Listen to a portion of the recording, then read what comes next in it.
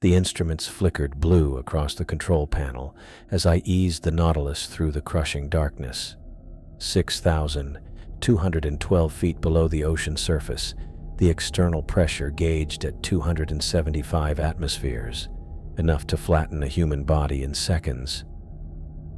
My hands moved methodically over the controls, making minor adjustments to our position near the colossal whale carcass that dominated the submersible's forward viewport. Holding position at 60 meters from primary sight, I said into my headset, my voice sounding too loud in the cramped cabin. Vertical descent complete. Beginning lateral approach to sampling zone A. Copy that, Mikhail. Sky's voice came through with surprising clarity despite the depth. Oceanographer confirms your position. All readings normal. I guided the submersible closer to the whale fall, an 80-foot blue whale skeleton now transformed into a deep-sea oasis. What had once been a magnificent animal was now a ghostly scaffold draped with red-tinted bacterial mats. Countless crustaceans skittered across bone surfaces that gleamed white in my external lights. The entire ecosystem pulsed with life that existed nowhere else on Earth.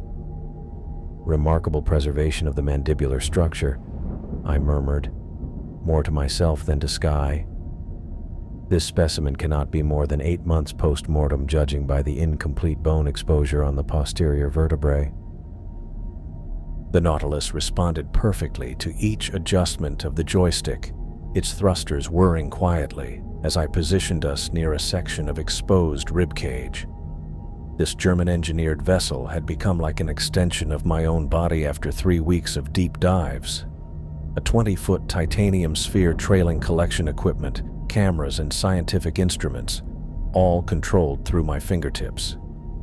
I activated the external sampling arm, watching the mechanical appendage unfold through the viewport. The hydraulics hummed softly as I directed the claw toward a cluster of bone-eating Osedax worms that had colonized the whale's skeleton. Beginning collection at primary site, I reported. These Osedax colonies show unexpected diversification. I count at least 4 distinct morphotypes clustering on the same rib section. Can you get visual confirmation? Sky asked. The topside team is particularly interested in any new Osedax species. Camera 2 active, I responded, toggling the switch that would give the surface team a close-up view.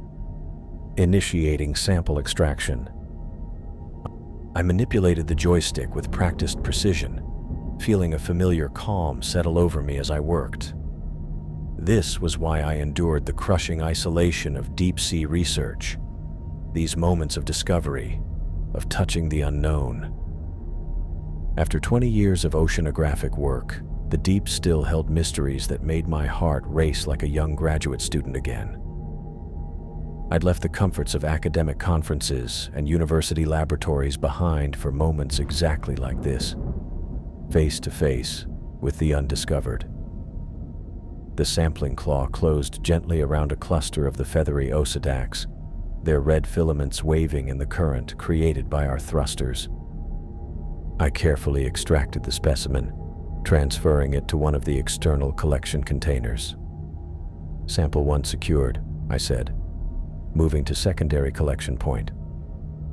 I guided the Nautilus along the curved spine of the whale, marveling at the carpet of specialized scavengers that had claimed this bounty. Deep-sea isopods the size of dinner plates clung to patches of remaining blubber. Squat lobsters waved their claws defensively as our lights passed over them. The entire scene was a testament to nature's efficiency. Nothing wasted, everything transformed. Logan, we're getting unusual current readings in your sector, Sky said, a note of professional concern in her voice. Depth sensors show some turbulence about 30 meters behind your position. I checked my instrument panel. No significant drift registered yet. Could be a deep water eddy forming. I'll keep an eye on it. As I turned my attention back to the sampling arm, something flickered at the edge of my vision, a shadow moving just beyond the reach of my external lights. I paused, my hand hovering over the controls. "Sky, I might have company down here," I said, scanning the darkness beyond the illuminated area. "Possibly a large marine mammal or shark." "Sonar's not picking up anything substantial," she replied after a moment. "Maybe some deep water fish attracted to your lights." I wasn't convinced. 20 years of deep-sea work had taught me to trust my instincts. Whatever had moved through my peripheral vision was big, much larger than the typical scavengers drawn to a whale fall. I swiveled the external lights, trying to penetrate the inky blackness beyond. "Continuing with collection protocol," I said, returning to the task at hand while maintaining awareness of my surroundings. Deep-sea predators were curious by nature, rarely aggressive towards something as foreign as a submersible. I was positioning the claw over a section of exposed vertebrae when it happened. Something massive slammed into the Nautilus from behind. The impact sent me lurching forward against my harness. The submersible spun violently, and I grasped the controls, fighting to stabilize our position as we spiraled away from the whale fall. Warning lights flashed across the control panel. External sensor damage, pressure variance, thruster misalignment. "Mayday, mayday," I called, my training overriding the spike of adrenaline. "Nautilus has sustained impact damage, unknown origin, working to stabilize." "Logan," Sky's voice carried equal parts professional concern and personal alarm. "What happened? Your telemetry shows a 40-degree roll and drift of 15 meters. My fingers flew across the controls, firing the counter thrusters to halt our spin. The submersible shuddered, then gradually steadied as I fought against the momentum. "Something hit us," I said, my voice level despite my racing heart. "Hard impact on the aft section, not consistent with a current or underwater landslide." The Nautilus stabilized, hovering now about 50 meters from the whale fall. I scanned my instruments, assessing the damage. Hull integrity remained within acceptable parameters, but several external sensors were offline, and one of the secondary lights had failed. I rotated the submersible slowly, sweeping the remaining lights through the surrounding water. That's when I saw it. At first, my brain refused to process what my eyes were witnessing. Circling just at the edge of visibility was a shark, but not just any shark. Its body profile was unmistakable, a silhouette that matched perfectly with the fossil reconstructions I'd studied throughout my career. Broad, flat head, triangular dorsal fin, massive, powerful tail. "Sky," I said, keeping my voice deliberately steady. "I have visual confirmation of what hit us. It's a shark species consistent with Otodus megalodon morphology." The silence from the surface lasted several seconds before Sky responded. "Logan, that's not possible," she said firmly. "Megalodons have been extinct for over 2 million years." "I know what the textbooks say," I replied, tracking the creature as it circled just outside my light radius. "But I'm looking at what appears to be a juvenile megalodon, approximately 15 feet in length. The head morphology and fin structure are unmistakable." "Could it be a large great white?" Sky suggested, her tone shifting from dismissal to cautious inquiry. "Maybe the depth and lighting are distorting your perception." I shook my head, even though she couldn't see me. "Negative. I've observed hundreds of great whites. This is different. The proportions are consistent with Otodus, not Carcharodon." The creature completed another circuit, moving closer to the submersible. This time it passed directly through my light beam, giving me a clear view that confirmed my identification. The broad, flat head, the massive gill slits, the distinctive shape of the pectoral fins. Everything matched the paleontological record. "I'm sending video feed," I said, activating the external cameras. "Look at the caudal fin ratio and the teeth configuration visible when it opens its mouth. That's no great white." As I spoke, the juvenile megalodon made another pass, this time deliberately scraping its body against the hull of the Nautilus. The submersible rocked slightly with the contact. I watched the creature's behavior with growing concern. What had started as curiosity was shifting into something more aggressive, a pattern I'd observed in other shark species when they transitioned from investigation to predation. "Logan, the video quality is poor, but what I'm seeing..." Sky's voice trailed off. "The team is reviewing the footage now. Jorge wants you to initiate emergency ascent protocols." Jorge Chandler, captain of the Oceanographer, was not a man who panicked easily. If he was calling for emergency ascent, the situation was serious.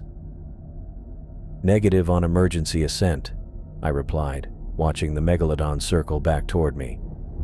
"Rapid vertical movement would likely trigger a predatory response. I need to maintain position until it loses interest." The shark completed another circuit, closer this time. Its dark eyes regarded the submersible with what I could only describe as predatory intelligence. In the harsh glare of my external lights, I could see the rows of serrated teeth visible behind its slightly parted jaws, teeth designed to slice through the toughest hide and bone. "Surface team still maintaining this is impossible," Sky said, her voice tight. "But whatever it is, it's getting more aggressive. Telemetry shows it's circling closer with each pass." I was about to respond when the megalodon suddenly changed direction, disappearing from my field of vision. I swiveled in my seat, trying to locate it through the various viewports. "Lost visual," I reported, scanning the darkness. "No longer in forward or peripheral." The impact came with such force that I was thrown sideways against the interior wall of the cabin. Alarms blared as the Nautilus tumbled through the water. Red warning lights flashed across the control panel. Hull integrity compromised. External lighting failure. Pressure. Variance detected. I lunged for the stabilization controls, fighting to regain command of the submersible as it spun through the deep. The emergency protocols kicked in, shutting down non-essential systems and redirecting power to life support and thrusters. "Mayday! Mayday!" I called into my headset. "Significant impact damage. Hull breach possible. External lights offline." The emergency lighting system activated automatically, bathing the cabin in a dim red glow while simultaneously triggering the external emergency floods. As the backup lights cut through the darkness outside, I saw it. The juvenile megalodon had positioned itself directly in front of the main viewport. Its massive jaws were open wide, revealing row upon row of serrated teeth, each the size of a man's hand. Even at a juvenile 15 feet, this creature was a perfect killing machine, unchanged by evolution for millions of years because its design needed no improvement. The prehistoric predator hovered there for a moment, its dark eye fixing on me through the transparent barrier, a primeval hunter assessing its prey. Then, with a powerful sweep of its tail, it surged forward toward the damaged Nautilus, jaws open wide. I killed the engines. The soft mechanical hum faded to silence, leaving only the sound of my own breathing in the cramped cockpit. The Nautilus drifted, powerless now except for life support and communications. "What are you doing, Logan?"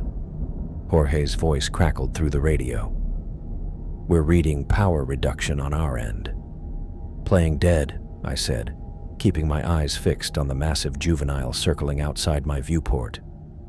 Predators often lose interest in non-moving targets.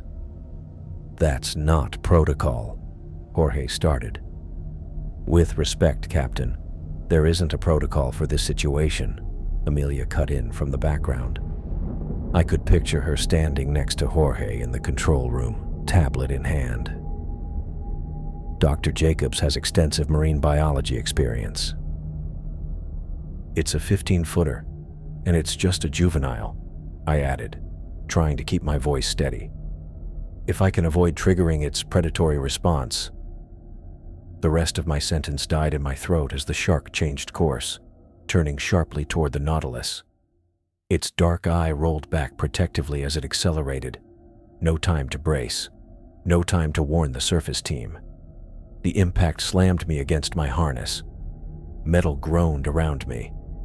But worse was the sound that followed. A high-pitched crack that no deep-sea researcher ever wants to hear. I forced my eyes open, fighting the surge of panic. A thin line, no wider than a human hair, ran across the top right corner of my viewport. The specialized acrylic, designed to withstand the crushing pressure of the deep, had been compromised. "Hull integrity compromised," I reported, unable to tear my gaze from that tiny line.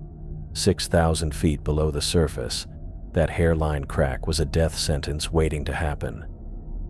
"Impact damage to main viewport. I'm seeing stress fractures." A burst of activity came through the radio, voices talking over each other, orders being shouted. Then Jorge's voice, clear and commanding. "Alan is prepping the backup submersible now. 40 minutes until he reaches your position." 40 minutes. At this depth, with a compromised hull, that might as well be 40 days. "Understood," I said. The shark had circled back, moving with purpose now. Its massive tail propelled it through the water with surprising grace for something so powerful. "But I may not have 40 minutes, Captain." "What options do you have, Logan?" Sky's voice now, cutting through the chatter. Always practical, always focused on solutions. I scanned my control panel. Most systems were still operational, but the crack in the viewport was the immediate threat. If it spread... "The sampling arm," I said, reaching for the controls. "It's still operational." "You're going to take samples at a time like this?" Jorge sounded incredulous. "No," I said, extending the mechanical arm outward. "I'm going to give our friend out there something else to think about." Through the viewport, I watched the sleek shape approach again. The shark wasn't swimming randomly anymore. It was hunting, testing the strange intruder in its domain. Megalodons hadn't survived for millions of years by being cautious. As it came in for another pass, I jabbed the sampling arm forward, aiming for the snout. Sharks have concentrated nerve endings there, even the prehistoric ones. A solid hit might drive it off. The sampling arm made contact. The shark flinched sideways, exactly the reaction I'd hoped for. For a moment, I thought it would retreat. I was wrong. Instead of fleeing, the juvenile spun with impossible speed. Jaws wider than my torso opened, revealing rows of teeth that could shear through steel. Before I could retract the sampling arm, those jaws clamped down. Metal shrieked as the reinforced titanium arm was crushed between prehistoric teeth. With a violent shake of its massive head, the megalodon tore the entire assembly free. The submersible lurched. Warning lights flashed across every console. A new alarm joined the chorus, this one high-pitched and urgent. "Breach! Breach!" I called out, watching in horror as seawater began spraying into the cabin from where the sampling arm had been mounted. The stream was thin but steady, already pooling on the floor. Sampling arm assembly has been completely removed. Water ingress in progress. The cold reality of my situation settled over me. The Nautilus was built to withstand extreme pressure, but only when intact. With a breach, even a small one, it was just a matter of time. "Logan, listen to me," Jorge said, his voice tense but controlled. "Alan is moving as fast as he can, but he won't make it in time." I finished for him, watching the water level slowly rising around my feet. More alarms activated as electrical systems began shorting out. The cabin lights flickered, then stabilized at half brightness. Emergency power. The temperature control died next, and I felt the first bite of the deep ocean chill seeping in with the water. "We need to get you out of there now," Sky said. Forget waiting for Alan. What are you suggesting? I asked, though I already knew. Emergency ascent, Amelia cut in. Drop all ballast, full emergency thrust. I glanced at the depth gauge. 6,212 feet. An emergency ascent from this depth would mean shooting toward the surface at a speed that would almost certainly cause decompression sickness. The bends. Potentially fatal at worst, crippling at best. The pressure change would kill him, Jorge argued. Staying put will definitely kill him, Sky countered. Water now covered my ankles, numbing cold seeping through my boots. The breach was widening as the pressure differential increased. I couldn't wait much longer. I reached for the emergency ballast release, a gamble with terrible odds, but better than certain death. Through the viewport, I saw the juvenile megalodon circling tighter now, agitated by the taste of metal and hydraulic fluid. It seemed ready for another attack. Then, something changed. The shark suddenly jerked as if startled. Its sleek body twisted in the water, attention diverted from the Nautilus. Without warning, it darted away into the darkness beyond my lights, vanishing as quickly as it had appeared. For one brief moment, I felt relief. That relief evaporated as the light around me seemed to dim. Not from inside the submersible. The emergency lights were still functioning. No, something outside was blocking the light that reflected back from the ocean floor. A shape rose from below, so vast it seemed impossible.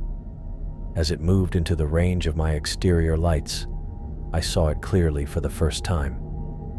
The juvenile had been 15 feet, impressive and terrifying in its own right. This creature dwarfed it completely. 80 feet if it was an inch. Scarred gray skin stretched over a form virtually unchanged since the Pleistocene. The adult female moved with deliberate precision, her dorsal fin alone taller than a man. The juvenile hadn't fled out of fear. It had recognized its mother and given way to the apex predator. I sat frozen, watching as the colossal shape circled the damaged Nautilus. Even through the terror, the scientist in me marveled. Here was the ultimate evidence, the discovery of a lifetime, a living megalodon in its prime, a female large enough to have given birth to the juvenile that had attacked me. "Logan? Logan, come in." Sky's voice seemed distant. "We're losing your telemetry." "What's happening?" I couldn't tear my eyes from the window. The adult megalodon completed her circuit and positioned herself directly in front of the viewport. Her eye, black and ancient, fixed on me. Unlike the juvenile's frenzied attacks, there was a calculating intelligence here, the patience of an experienced hunter. "Mother," I whispered into the radio. The juvenile wasn't alone. I'm looking at an adult female megalodon, approximately 80 feet in length. She's right outside. For a moment, silence from the radio, then Jorge's voice, uncharacteristically quiet. "God help you." The massive predator hung suspended in the water, her presence blocking out everything else. Where the juvenile had been all aggression and impulse, the mother was stillness and purpose. I knew with absolute certainty that my situation had transformed from desperate to impossible. The water continued rising inside the Nautilus, now halfway to my knees, but I barely noticed. All my attention was fixed on the prehistoric leviathan outside, watching me with the patient gaze of an apex predator that had survived extinction itself. I watched in shock as the matriarch's massive jaws opened with deliberate slowness. The juvenile, still circling the Nautilus with predatory intent, didn't notice its mother approaching from below until it was too late. In one explosive burst of movement, the massive jaws closed around the juvenile's midsection. The smaller shark's body went rigid, but surprisingly, there was no blood. The sheer size difference was mind-boggling. The 15-foot juvenile looked like a snack in the mother's mouth. Her head alone was nearly the size of my entire submersible. If the juvenile was impressive, this creature was beyond imagination. 80 feet of prehistoric perfection, unchanged by millions of years of evolution. The sudden movement created an underwater shockwave that slammed into the Nautilus with the force of a freight train. My body jerked against the restraints as the submersible spun violently. Warning klaxons blared through the cabin, joining the cacophony of alerts already screaming for my attention. The control panel erupted with more red indicators as backup systems failed under the stress. "Status!" Jorge's voice crackled through the radio, barely audible above the alarms. I grabbed at the controls, trying to stabilize the spinning vessel. "Lost. Stabilizers," I managed to say between jolts. "More water coming in." The sea was pouring through the breach faster now. What had been knee-deep moments ago was rapidly climbing toward my waist, bitingly cold against my skin. The salt water stung as it splashed against my face, tasting of copper and fear.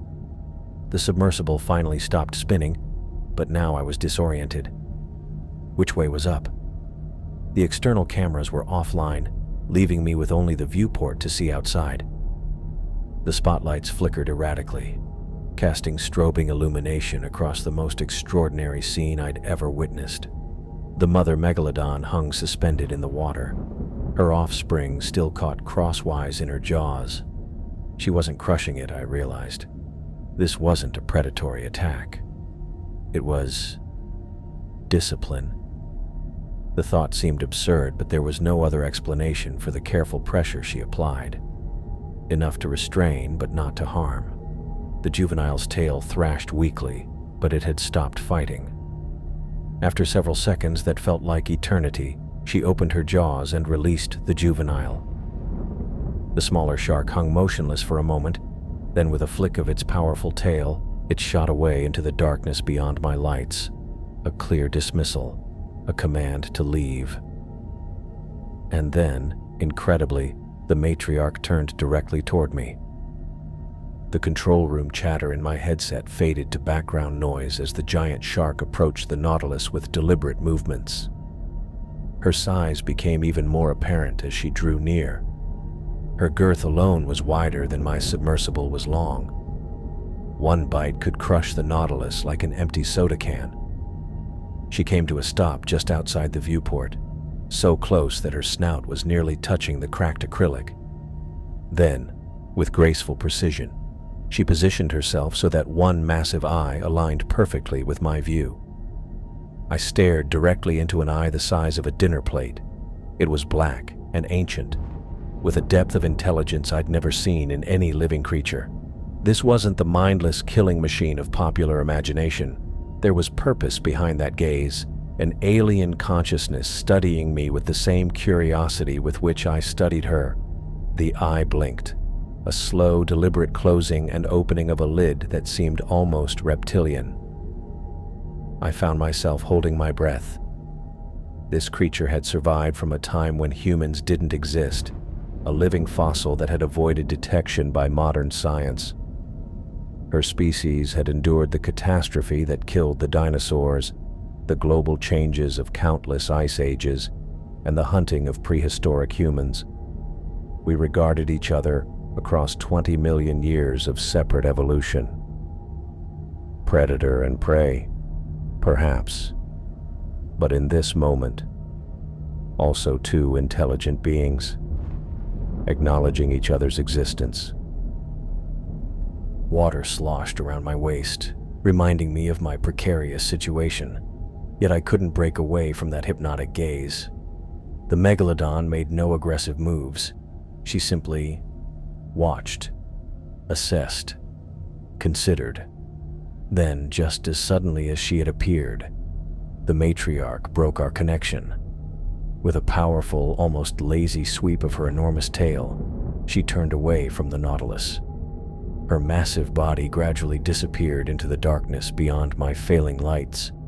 First her head, then her impossible length of body, and finally her tail, proportional yet still bigger than many full-grown sharks. "Logan! Logan! Do you copy? Logan!" Amelia's frantic voice cut through my trance-like state, jolting me back to the dire reality of my situation. I blinked rapidly, trying to refocus on survival. "I'm here," I managed, my voice hoarse. "What's happening? We lost video feed completely. Alan is 25 minutes out."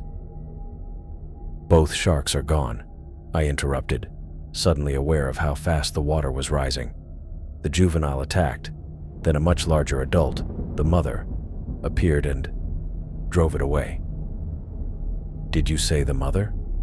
Jorge's voice replaced Amelia's. "Affirmative. At least 80 feet long. But she's gone now." I checked the instruments that were still functioning. Cabins flooding rapidly. Hull integrity critical. Water's above my waist now and rising fast. There was a brief silence. Then Jorge's voice, calm but urgent. "Logan, listen carefully. Alan won't reach you in time. You need to initiate emergency ascent now. The decompression is better than drowning," Jorge finished. "Pull the emergency ballast release. Jettison all external equipment. We'll have medical standing by for decompression issues." I knew he was right. The Nautilus wasn't designed for deep water rescue operations. It was a research vessel. Its hull could withstand incredible pressure, but wasn't built to maintain integrity after structural damage. "Understood," I said, reaching for the bright red handle protected by a clear plastic cover. I flipped the cover up and wrapped my fingers around the cold metal. "Emergency ballast release in 3, 2, 1. I pulled the handle down with all my strength. The effect was immediate and violent. A series of controlled explosions severed the connection to all external ballast tanks and equipment.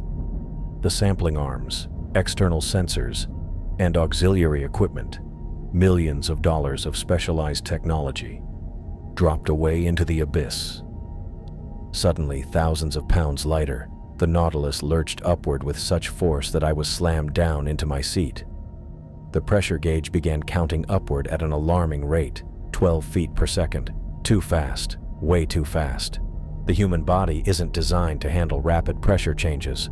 Coming up too quickly from even recreational diving depths can cause decompression sickness. From over 6,000 feet, at this ascent rate, it was practically a death sentence. The pain hit almost immediately.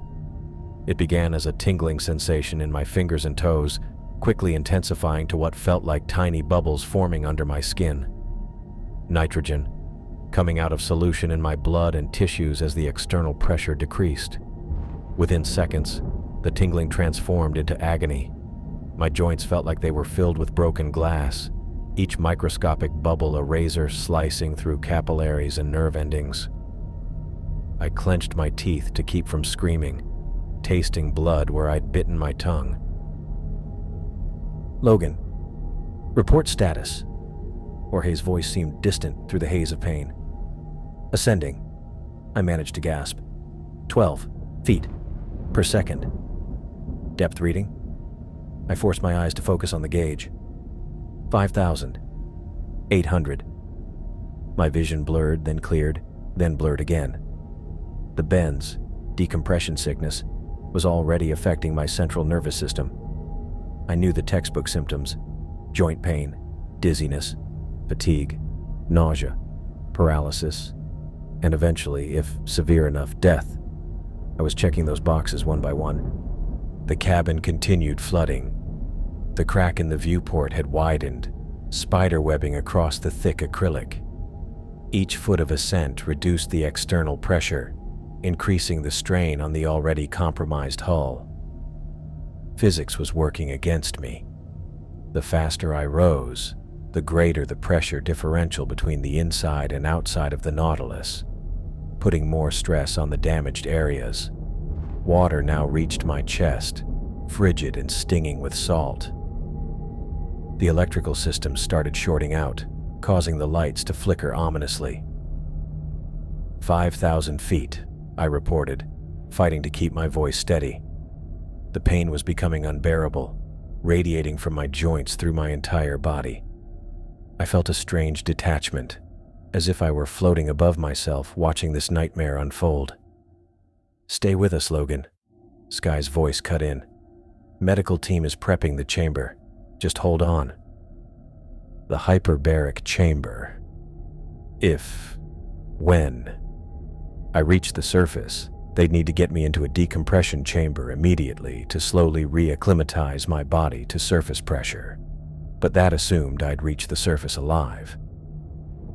4,200, I said, though I wasn't sure if I'd spoken aloud or just thought the numbers. The control panel sparked as seawater reached some of the lower electrical systems. I was grateful for the redundant, sealed emergency systems that kept the ballast controls and depth gauge functioning. A particularly sharp bolt of pain lanced through my skull, and my vision went completely black for several terrifying seconds. When it returned, it was tunneled in gray around the edges. Not good. My body was beginning to shut down. "Logan, what's your depth?" Jorge's voice sounded concerned. Had I been silent too long? I forced myself to focus on the gauge. 3,600. Water. Chest high. Each breath was a struggle now, not just from the pain, but from the practical challenge of keeping my head above water in the rapidly flooding cabin. I unstrapped from the pilot's seat, needing the freedom to stand as the water rose. The motion sent fresh waves of agony through my limbs. The ascent continued at its breakneck pace. 3,000 feet, 2,500, 2,000. The Nautilus groaned around me, the metal hull protesting the rapid pressure changes. I worried that if the viewport failed completely, the inrush of water would be immediate and fatal. 1,500, I reported mechanically, my voice slurred. The pain had reached a plateau of sorts, still excruciating but no longer increasing. Or perhaps my nervous system had simply given up on reporting new pain signals. My thoughts were becoming disjointed, harder to track. The water had reached my shoulders now. I stood on tiptoes on the pilot's seat, keeping my head in the shrinking air pocket at the top of the cabin. The radio still functioned, waterproofed for exactly this kind of emergency. 1,000 feet, I said. Almost there. The truth was more complicated. The ocean's surface was getting closer, but so was the possibility of total viewport failure. The crack had expanded across the entire pane, with seawater spraying through in thin jets that added to the rising flood. I was in a race against physics and biology. The nitrogen bubbles in my bloodstream, the failing hull integrity, the rising water, all working against me. The pressure gauge continued its steady climb. 800 feet, 700, 600. The radio crackled with voices, Jorge, Sky, Amelia, but their words blurred together into meaningless noise. I focused solely on the depth gauge, watching the numbers tick downward. 500, 400, 300. A new sound rose above the alarms and radio chatter, a high-pitched crystalline tone that grew in intensity. The viewport was about to give way completely. 200 feet. The water was at my chin now. 150 feet. I took a deep breath and held it as the water covered my head completely. 100 feet. The darkness was almost peaceful compared to the chaos of alarms and voices. 50 feet. My lungs burned for air. 25 feet. The Nautilus broke the surface with enough force to send me crashing against the ceiling. The impact forced the last of the air from my lungs, and I involuntarily inhaled seawater. The viewport finally surrendered to the pressure differential, imploding inward in a shower of acrylic shards and rushing water. But it no longer mattered. We had reached the surface. The emergency hatch, designed to open automatically upon surfacing, did exactly that. Sunlight and air poured in, along with the shouts of the rescue team already positioned nearby.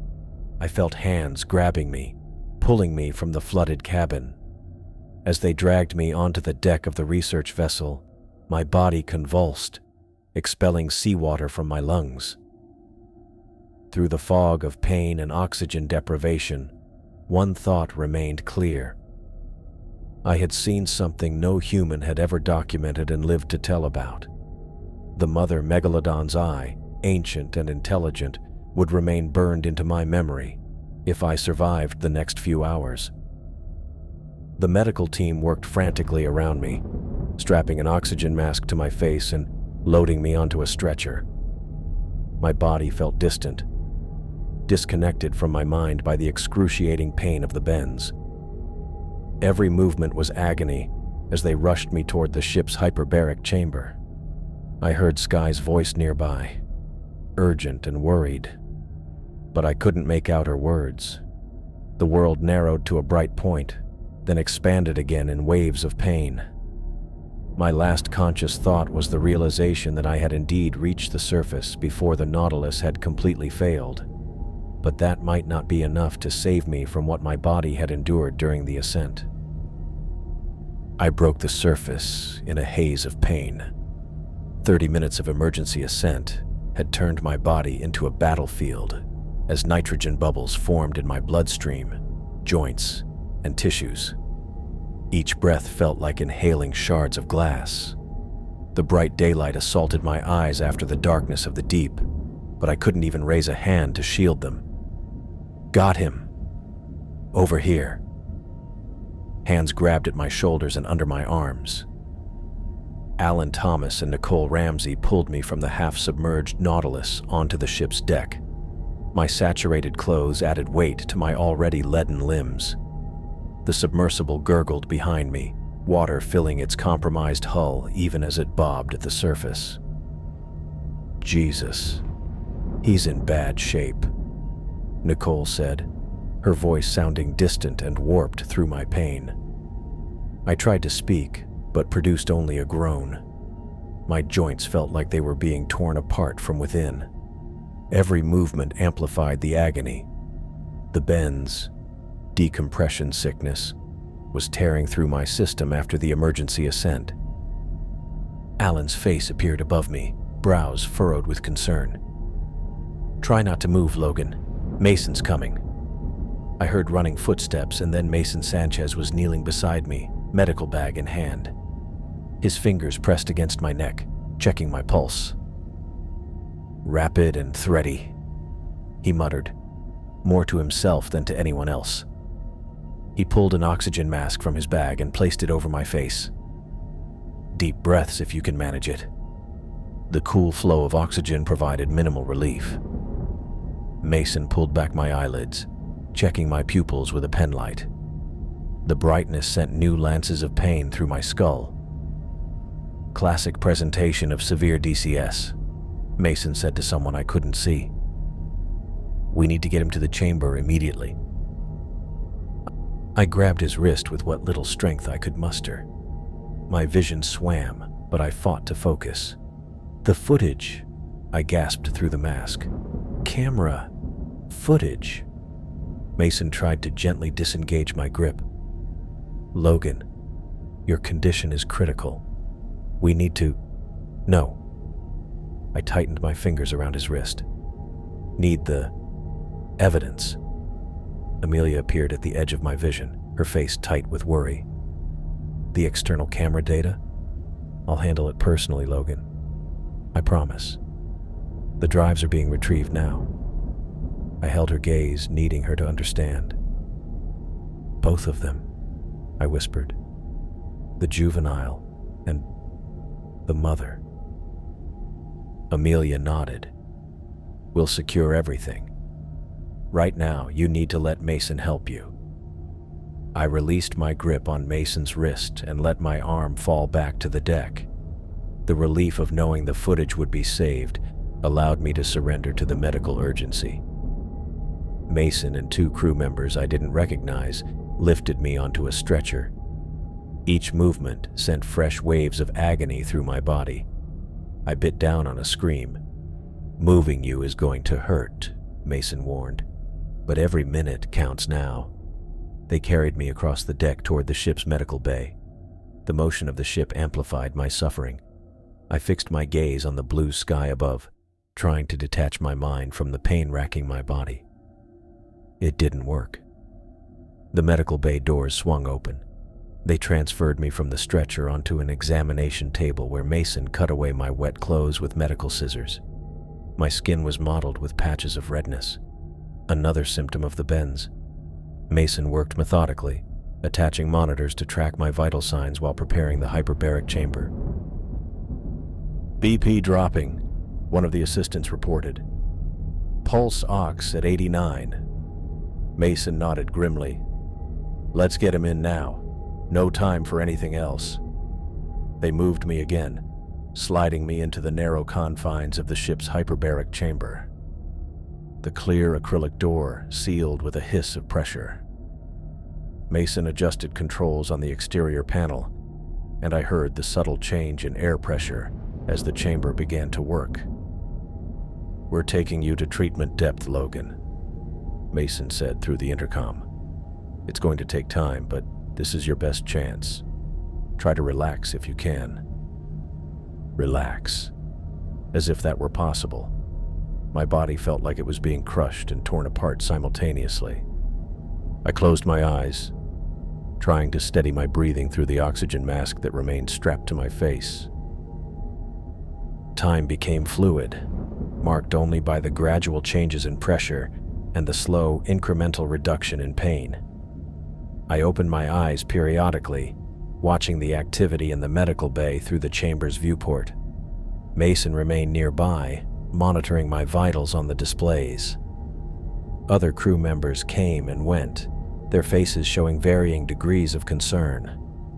I wasn't sure how much time had passed when Amelia returned. She approached the chamber, carrying a tablet. She held it up for me to see. The screen showed a paused image from the Nautilus's external camera. Even in my compromised state, I recognized the massive form of the matriarch Megalodon. "We've got it all," she said, her voice coming through the chamber's communication system. "Every second is captured. Logan, it's extraordinary." I managed a weak nod. The pain had receded to merely excruciating rather than unbearable. Mason adjusted something on the chamber controls, and fresh oxygen flowed through my mask. "His vitals are stabilizing," Mason reported to Amelia. "But he's not out of danger yet. This is going to be a long treatment." The medical bay doors opened again, and Jorge Chandler strode in. The captain's usual composure was fractured by lines of tension around his eyes and mouth. He spoke briefly with Mason, glancing repeatedly at me through the chamber window. "Logan," Jorge said finally, leaning toward the intercom. "We're making full speed for San Diego. ETA is 14 hours. The Coast Guard has been alerted to have medical transport standing by." I tried to respond but could only manage another nod. "There's something else," Jorge continued, his expression grave. "Dr. Paget is on video conference. He's been informed of the situation. Travis. Of course they'd contact him. The discovery was too significant to keep within our immediate team." I blinked slowly, acknowledging the information. Jorge stepped away from the chamber, moving to a wall-mounted screen I could partially see from my position. Travis's familiar wild silver hair appeared on the display. Their conversation was mostly inaudible to me, but their body language told me enough. Jorge's rigid posture, the way he repeatedly ran a hand through his hair, and Travis's animated gestures all suggested intense discussion about what had happened and what should happen next. This wasn't just about scientific discovery anymore. We had evidence of a living prehistoric apex predator, a species with the potential to disrupt marine ecosystems and human oceanic activities alike. Amelia approached the chamber again, showing me more images on her tablet. She cycled through several screenshots from the footage, each showing different angles of the megalodons. Even through my pain, I felt a surge of scientific excitement. The evidence was undeniable. I watched her face as she showed me the images. Her expression shifted from professional interest to open shock when she reached what must have been the footage of the matriarch disciplining the juvenile. Her eyes widened, and she looked from the tablet to me with newfound understanding. "You were right," she said. "It wasn't attacking the juvenile. It was correcting its behavior." She shook her head in amazement. "This changes everything we thought we knew about prehistoric marine predator behavior." The pressure in the chamber continued to increase gradually, forcing nitrogen back into solution in my bloodstream. The process was working, but too slowly to provide immediate relief. I drifted in and out of awareness, the pain ebbing and flowing like tides. During one period of lucidity, I noticed the medical bay had filled with more people. Skye stood with Jorge and Amelia, all three huddled around a laptop reviewing footage. Skye's hands covered her mouth in astonishment at whatever they were watching. Jorge was on a satellite phone, his expression grim as he paced the limited space. The ship's engines thrummed beneath us, pushing us toward San Diego at maximum speed. Each vibration sent renewed jolts of pain through my joints, but I welcomed it. Every mile brought us closer to a full-size hyperbaric facility where my treatment could be completed properly. As consciousness slipped away again, my mind returned to the moment underwater, that profound instant when the matriarch megalodon had paused at the viewport. Her ancient eye had locked with mine, black and depthless, yet unmistakably aware. That eye had watched the rise and fall of countless species. It had witnessed the changing of oceans and the evolution of the planet itself. And for one brief moment, it had acknowledged me. I woke to find Skye sitting beside the chamber, her hand pressed against the clear barrier as if trying to reach through to me. When she saw my eyes open, relief washed across her face. "Hey, you're back," she said, voice slightly distorted through the intercom. "Mason says your stats are improving." I tried to speak, but my throat was too dry. Skye seemed to understand. "Don't try to talk yet. Save your strength." She glanced over her shoulder, then back to me. "The footage is incredible, Logan. We've been analyzing it frame by frame. The morphological details match every theoretical model we've ever developed for Otodus megalodon. But seeing it alive, watching it move..." She shook her head in wonder. "It's beyond anything we could have imagined." I managed to mouth the word size through the oxygen mask. "The matriarch is approximately 82 feet, Skye confirmed. The juvenile about 15, exactly as you reported." I closed my eyes briefly, letting that sink in. Not a hallucination or misidentification. Real megalodons, confirmed by multiple witnesses and camera footage. When I opened my eyes again, Mason was checking the chamber controls. "How are you feeling?" he asked. "Blink once for worse, twice for the same, 3 times for better." I blinked 3 times, though better was relative. The pain had subsided to a dull, persistent ache, rather than the sharp agony of before. "Good," Mason said. "We're at treatment depth now. You'll need to stay here until we reach port, then transfer to a hospital facility to complete the protocol." I drifted away again, my consciousness coming and going like radio signals during a storm. Each time I surfaced from the darkness, the scenes around me had changed. Sometimes Skye was there, sometimes Jorge or Amelia. Once, I opened my eyes to find the medical bay empty, except for Mason, who sat quietly monitoring the equipment.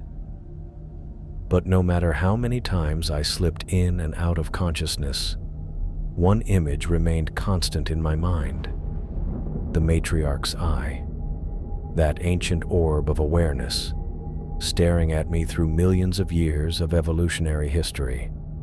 I had connected, however briefly, with a creature that by all scientific accounts should not exist. What did it mean for our understanding of ocean ecosystems? For the fossil record and evolutionary timelines we had constructed with such certainty? My scientific mind raced with implications even as my body fought to heal. The next time I woke, I felt clearer than I had since before the ascent. Mason noticed immediately. "Welcome back," he said, approaching the chamber. "Your color's better. How's the pain?" I removed the oxygen mask slightly. "Manageable," I rasped. Mason nodded, satisfied. "We're about an hour out from San Diego. You've been in treatment for nearly 13 hours. 13 hours. I had lost more time than I realized. "The footage?" I asked. "Secure," Mason assured me.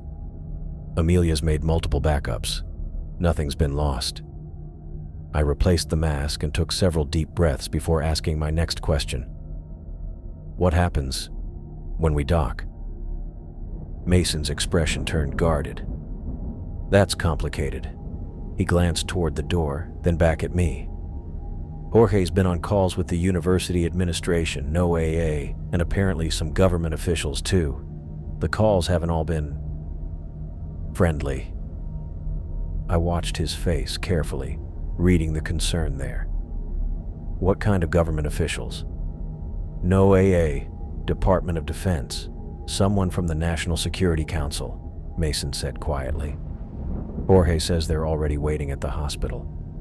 They've requested, well, demanded actually, complete confidentiality from everyone involved."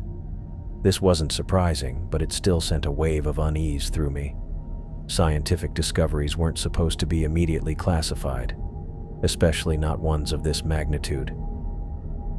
"They can't suppress this," I said, my voice stronger now. "It's too important." Mason shrugged helplessly. "I'm just telling you what I know. Jorge's been fighting for scientific access, but there are national security arguments being made." He checked my vitals on the monitor. "Your job right now is to focus on recovery. Let Jorge and Travis handle the politics." I nodded, though frustration burned alongside the pain in my body. The chamber felt increasingly confining as my mind cleared. I had spent a career pursuing knowledge that could be shared with the scientific community, not hidden away in government facilities. The medical bay door opened, and Skye entered, carrying a fresh tablet. She smiled when she saw I was awake. "Good timing," she said, approaching the chamber. "I wanted to show you something before we dock." She held the tablet up to the viewport. On screen was a close-up still of the matriarch's eye, the exact moment that had been replaying in my mind. The ancient eye filled the frame, black and unfathomable yet undeniably intelligent. "I pulled this from the footage," Skye said. I thought you should have it." "Thank you," I whispered, staring at the image. Even in a still photograph, there was something profound about that gaze. "There's more," Skye continued, swiping to another image. This one showed a wider angle of the matriarch, with measurements and annotations overlaid on her massive form. "We've been able to confirm not just the species, but specific anatomical details that were previously theoretical. Her caudal fin structure, the jaw musculature, it's all there, Logan. Everything we hypothesized from fossil records but could never verify." I studied the annotations, professional excitement momentarily overriding my physical discomfort. "The gill structure," I noted. "It matches the 2019 modeling." Skye nodded eagerly. "Exactly. And look at the dermal denticles." She froze mid-sentence as the ship's engines changed pitch. "We must be approaching the harbor."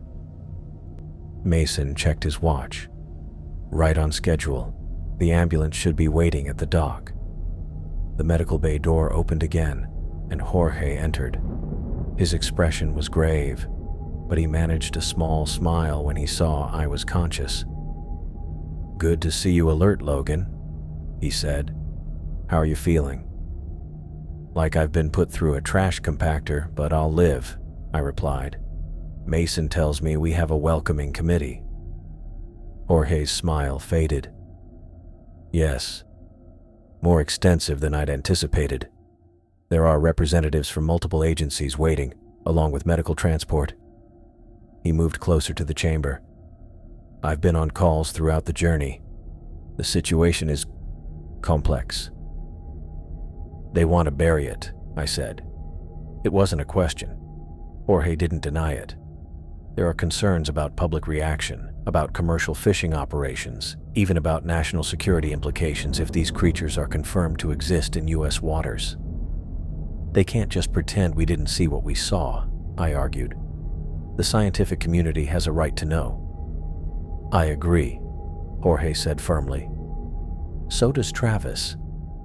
He's been making calls to colleagues with influence, but for now, we've been instructed to limit all information to those who already know. He glanced at Sky. That includes the footage. Sky clutched the tablet tighter. This is wrong. We're scientists, not government agents. I'm not happy about it either, Jorge said. But we need to play this carefully. If we rush to publish or leak information, we could lose all access to the data and any future research opportunities. He looked back at me. Logan, you'll be taken directly to Naval Medical Center. I've been told they have a hyperbaric treatment facility there. I felt the slight change in the ship's motion as we entered the harbor. The decrease in speed and the different pattern of the waves told me we were close to docking. My time in the relative privacy of the ship's medical bay was nearly over. What about further expeditions? I asked. We need to go back. Study them properly. Jorge and Sky exchanged glances. That's part of what's being discussed, Jorge said carefully.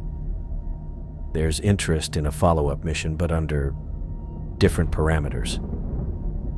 Military supervision, I translated bitterly. Jorge didn't confirm or deny, which was confirmation enough. Mason interrupted, checking a message on his phone. Ambulance is confirmed dockside. We'll begin transfer procedures as soon as we're secured. The next 30 minutes passed in a blur of activity. The ship docked and medical personnel came aboard to prepare me for transfer.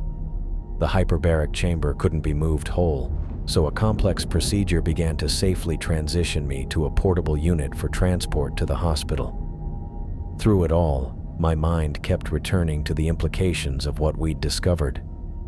This wasn't just about finding a living specimen of an extinct species. It was about rewriting our understanding of oceanic evolution, about challenging the very foundations of marine paleontology. If megalodons had survived, what other presumed extinct species might still exist in the unexplored depths? And beyond the scientific implications were the practical ones. How would commercial fishing operations be affected? What about naval operations, underwater cable installation, oil exploration? The potential ramifications extended into economics, international relations, and environmental policy. As they prepared to wheel me off the ship, Sky leaned down close to my ear. "We'll fight for this, Logan," she whispered. "Whatever it takes. This discovery belongs to science, not bureaucrats." I managed a weak smile as they rolled me toward the waiting ambulance. Through the portable chamber's viewport, I caught glimpses of unfamiliar faces watching from the dock. Stern men and women in dark suits standing apart from the medical team. Government representatives, no doubt, already working to contain the situation. The ambulance doors closed behind me, sealing me away from my colleagues and the ship that had carried us through this extraordinary discovery. As we pulled away from the dock, I closed my eyes, the image of the matriarch's gaze still vivid in my mind. We had made eye contact across millions of years of evolution, two species that were never meant to meet. Whatever happened next, whether the discovery was shared with the world or buried in classified reports, that moment of connection could never be taken from me. I had seen something no other human in recorded history had seen. A living megalodon. And that creature, in turn, had seen me. The discovery would have implications far beyond scientific interest. I knew that now with complete certainty. But as the ambulance sped toward the hospital and the waiting government officials, one thought sustained me through the pain and uncertainty. The truth had a way of surfacing, just like the ancient predator from the depths. Some discoveries were simply too significant to remain hidden forever. 3 days in a hospital bed gave me too much time to think. The doctors had stabilized my condition, oxygen saturation increasing, joint pain subsiding, but my mind refused similar treatment. Every time I closed my eyes, I saw her. 80 feet of prehistoric perfection suspended in the deep blue, that ancient eye studying me with unmistakable intelligence. The San Diego Maritime Medical Center specialized in treating divers with decompression sickness. My room resembled standard hospital accommodations with one key difference. A monitoring station tracked my oxygen levels and tissue healing from the rapid ascent. The medical team had moved me from the portable hyperbaric chamber to a larger treatment unit upon arrival, where I'd spent the first 36 hours in pressurized isolation. Now I was stable enough for visitors, though visitors hardly described the crowd assembling in my room. I counted 11 people jammed into the small space. 3 wore naval uniforms, 4 had government badges hanging from lanyards, and the rest carried themselves with the unmistakable bearing of intelligence services. Skye stood near the window, arms crossed, while Jorge occupied a corner by the door. Travis Paget had positioned himself at the foot of my bed, his wild silver hair more disheveled than usual as he gestured emphatically at a laptop screen. "The footage is unquestionably authentic," Travis said, his British accent more pronounced when he got excited. "No digital artifacts, no signs of manipulation. We're looking at 2 living, breathing megalodon sharks, a juvenile approximately 15 feet in length, and an adult female I estimated 80 feet. A man in a charcoal suit who'd introduced himself as Daniel Werner from the National Oceanic and Atmospheric Administration leaned forward. Dr. Paget, with all due respect, the scientific consensus has maintained that Carcharocles megalodon went extinct 3.6 million years ago. And the scientific consensus once held that coelacanths were extinct for 65 million years until a fisherman pulled one up in 1938, Travis countered, tapping the screen. "The evidence is right here." The room fell silent as the footage played.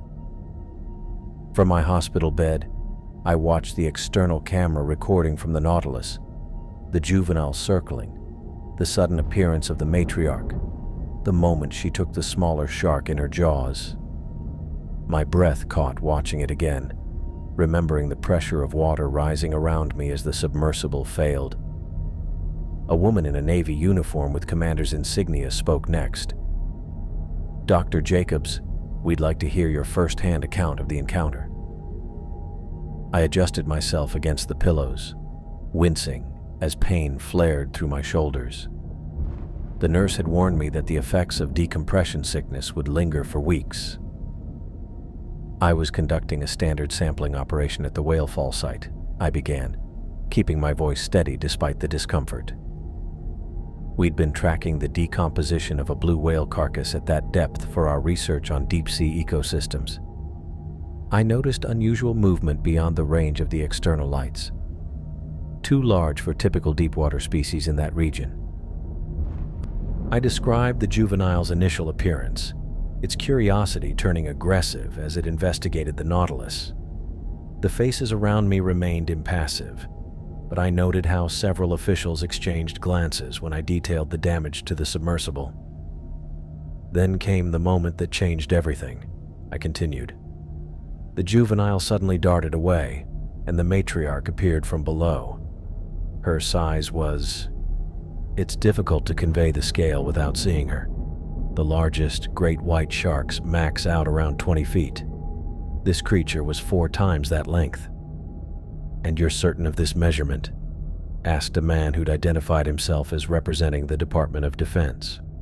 The Nautilus has calibrated external reference points specifically for size estimation, I replied. But even without instruments, the proportions were unmistakable. What you're seeing in that footage isn't digital manipulation or mistaken perspective. It's a living megalodon. A murmur passed through the assembled officials. I noticed Skye shifting uncomfortably by the window, her expression tense. We'd discussed this moment during her hospital visits over the past 3 days, the inevitable government interest, the questions about what we'd found. Werner from Noe spoke again. Dr. Jacobs, I believe you understand the significance of what you're claiming. If confirmed, this would be the most important marine biology discovery of the century. Of several centuries, Travis interjected. Imagine finding a living T-Rex. Which is precisely why we need to discuss containment protocols, said a thin woman with steel-gray hair who had yet to identify herself or her agency. This information cannot simply be released to the public. And there it was, the first mention of suppression. I'd expected it from the moment we surfaced. Containment? Skye stepped forward from her position by the window. We're talking about a scientific discovery, not a security breach. The woman fixed Skye with a cold stare. A discovery with significant national security implications. Uncontrolled release of this information could cause panic, disrupt shipping lanes, devastate coastal tourism, not to mention the international complications. We're scientists, not politicians, Travis responded. Our obligation is to the scientific community. Your obligation, the DoD representative cut in, includes consideration of public welfare and national interests.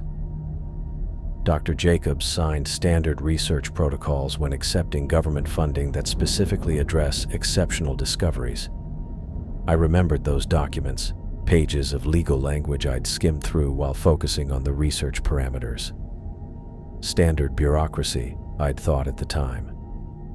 The debate intensified, with officials arguing between themselves about jurisdiction and protocol.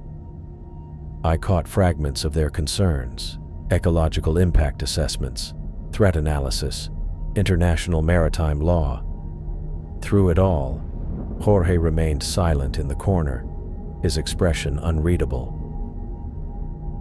What we need, Werner from Noe finally said, raising his voice above the others, is a balanced approach, a controlled scientific announcement with appropriate context and assurances. Absolutely not, the unnamed woman countered. Full classification, until we've assessed all implications. Jorge finally stepped forward from his position by the door. There's a more immediate concern none of you are addressing. All eyes turned to him. We have a massive predator capable of attacking vessels in international waters. This isn't just about scientific papers or public reactions. It's about preventing casualties. My stomach tightened at his next words. We need to neutralize the threat. No. The word escaped me before I could moderate my tone. The room fell silent as everyone turned toward my hospital bed. That's not the answer. Jorge's expression hardened. With all due respect, Dr. Jacobs, you nearly died down there. If that creature decides to attack a passenger ship or a submarine...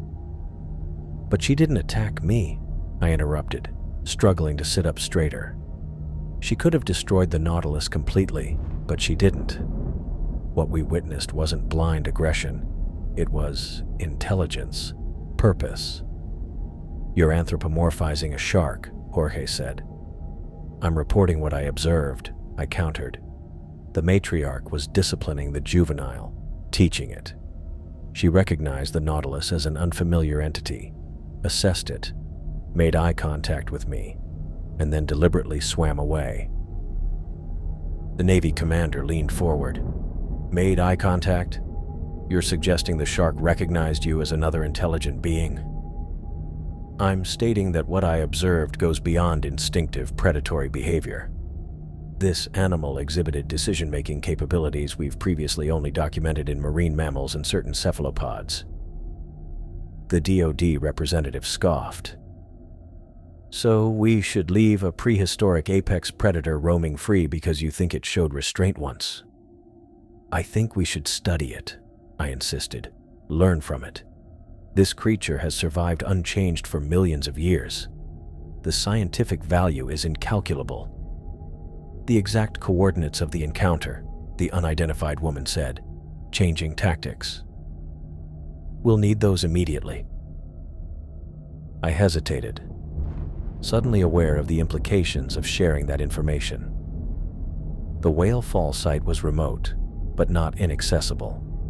With precise coordinates, they could dispatch vessels, research or military, within days. Those coordinates are part of our research data, Skye interjected, protected under our grant agreement until publication. The woman's eyes narrowed. National security supersedes academic protocols, Ms. Wong. Dr. Wong, Skye corrected coldly. The DoD representative stepped closer to my bed. Dr. Jacobs, perhaps you don't fully appreciate the situation. We have confirmed evidence of prehistoric apex predators in international waters where U.S. Navy exercises routinely take place. Submarines, aircraft carriers, special operations training, all potentially at risk. This isn't just a scientific curiosity, it's a national security matter. The room erupted again, voices overlapping as different agencies staked their claims to the discovery. NOAA wanted environmental assessment rights. The Navy insisted on threat mitigation protocols. Someone mentioned the State Department needing to be informed due to international waters considerations. Through the cacophony, I caught Travis looking at me, his expression shifting from academic excitement to something more serious. He cleared his throat loudly, silencing the room. "Ladies and gentlemen," he said, straightening his rumpled tweed jacket, "I've spent 40 years studying marine predators. I wrote the textbook many of you referenced in your education. And I'm telling you that what we have here is not a problem to solve, but an opportunity to learn." He walked to the laptop and replayed a section of footage showing the matriarch's careful handling of the juvenile. "Look at this behavior," he continued. "Controlled, purposeful, nuanced. This isn't simple predation. It's complex social interaction. If we approach this with military solutions rather than scientific inquiry, we lose perhaps the most important opportunity for understanding marine evolutionary history that we've ever encountered." I felt a surge of gratitude toward Travis. Despite our occasional professional disagreements, he recognized the true value of what we'd discovered. The debate continued for another hour, circular and increasingly tense. My pain medication was wearing off, making it harder to focus on the arguments bouncing around the room. The question of the exact coordinates came up repeatedly, with increasing pressure from multiple officials. Eventually, a nurse interrupted, insisting that I needed rest. The officials began gathering their materials, though their expressions made clear this discussion was far from over. As they filed out, Amelia approached my bed under the pretense of adjusting my monitors. While checking the equipment, she slipped a folded piece of paper beneath my hand, her expression neutral, but her eyes conveying urgency. "Your readings are improving, Dr. Jacobs," she said loudly enough for the lingering officials to hear. "Try to get some rest now." Only after the last of them had departed, leaving just Skye in the room, did I unfold the note. The message was brief but clear. "Backup copies of all footage secured in 3 locations. They can take the originals." I let out a breath I hadn't realized I was holding. Whatever happened next, the evidence was safe. The truth about what we discovered wouldn't disappear, even if they tried to make it vanish. I folded the note, slipping it into my hand. The knowledge of those backup copies spread through me like a slow tide of relief. We had insurance against whatever these officials planned. "You need to rest now," Skye said, her voice gentler than it had been during the confrontation with the government team. "I'll stay for a bit." But rest wasn't coming. Not with what I'd heard about their containment protocols. Not with the way the Department of Defense representative had looked at the footage, like he was assessing a target rather than witnessing a scientific miracle. The monitoring equipment beeped steadily beside me, tracking my oxygen saturation and tissue healing. Better than 6 hours ago, but still far from normal. My joints ached less intensely now, but moving still sent sharp pains through my shoulders and knees, classic symptoms of the bends that wouldn't fully resolve for days. "They're going to kill them," I said after the door closed. Skye sat in the chair beside the bed. "We don't know that for sure. You heard what they said. The DOD guy practically had torpedo schematics ready." I adjusted myself on the bed, wincing at the pressure in my joints. "Did you see Jorge?" He was nodding along with them. "He's the captain. His priority is crew safety. Those megalodons weren't aggressive toward the Nautilus until we interfered. The matriarch was disciplining the juvenile, not hunting us." I tried sitting up straighter, but my body protested. "They're going to organize a containment operation at the whale fall site. We can't let them destroy what could be the most significant marine biology discovery of the century." Skye leaned forward. "What do you suggest we do? You're in no condition to—" The door opened and Amelia stepped in, carrying a clipboard. Her eyes darted to the hallway before she closed the door behind her. "They've posted someone outside," she said quietly. "An escort to make sure you stay put until they've processed everything." She made air quotes around the word escort. "For my protection?" I asked. "That's what they're saying." She checked my monitors, making notes. "You've got a Navy officer and someone who looks like Secret Service. They're taking shifts." I looked between Skye and Amelia. "When are they deploying?" "I heard the naval commander mention 48 hours, Amelia replied, adjusting my IV. "They're waiting for some ship to reach the coordinates." 48 hours. The knowledge sat heavy in my chest. 2 days until they would potentially destroy a living population of megalodons that had survived for millions of years. "I need to get out of here," I said. "You have DCS," Skye reminded me. "You need the hyperbaric treatments." "I've had 3 sessions. My oxygen levels are up to 92%. I can sign myself out." Amelia shook her head. "Dr. Sanchez wouldn't approve that, and those guys outside certainly won't." "Then I won't ask for approval," I said. "I need to talk to Travis. He'll have contacts who can help us stop this." Skye and Amelia exchanged looks. "What?" I asked.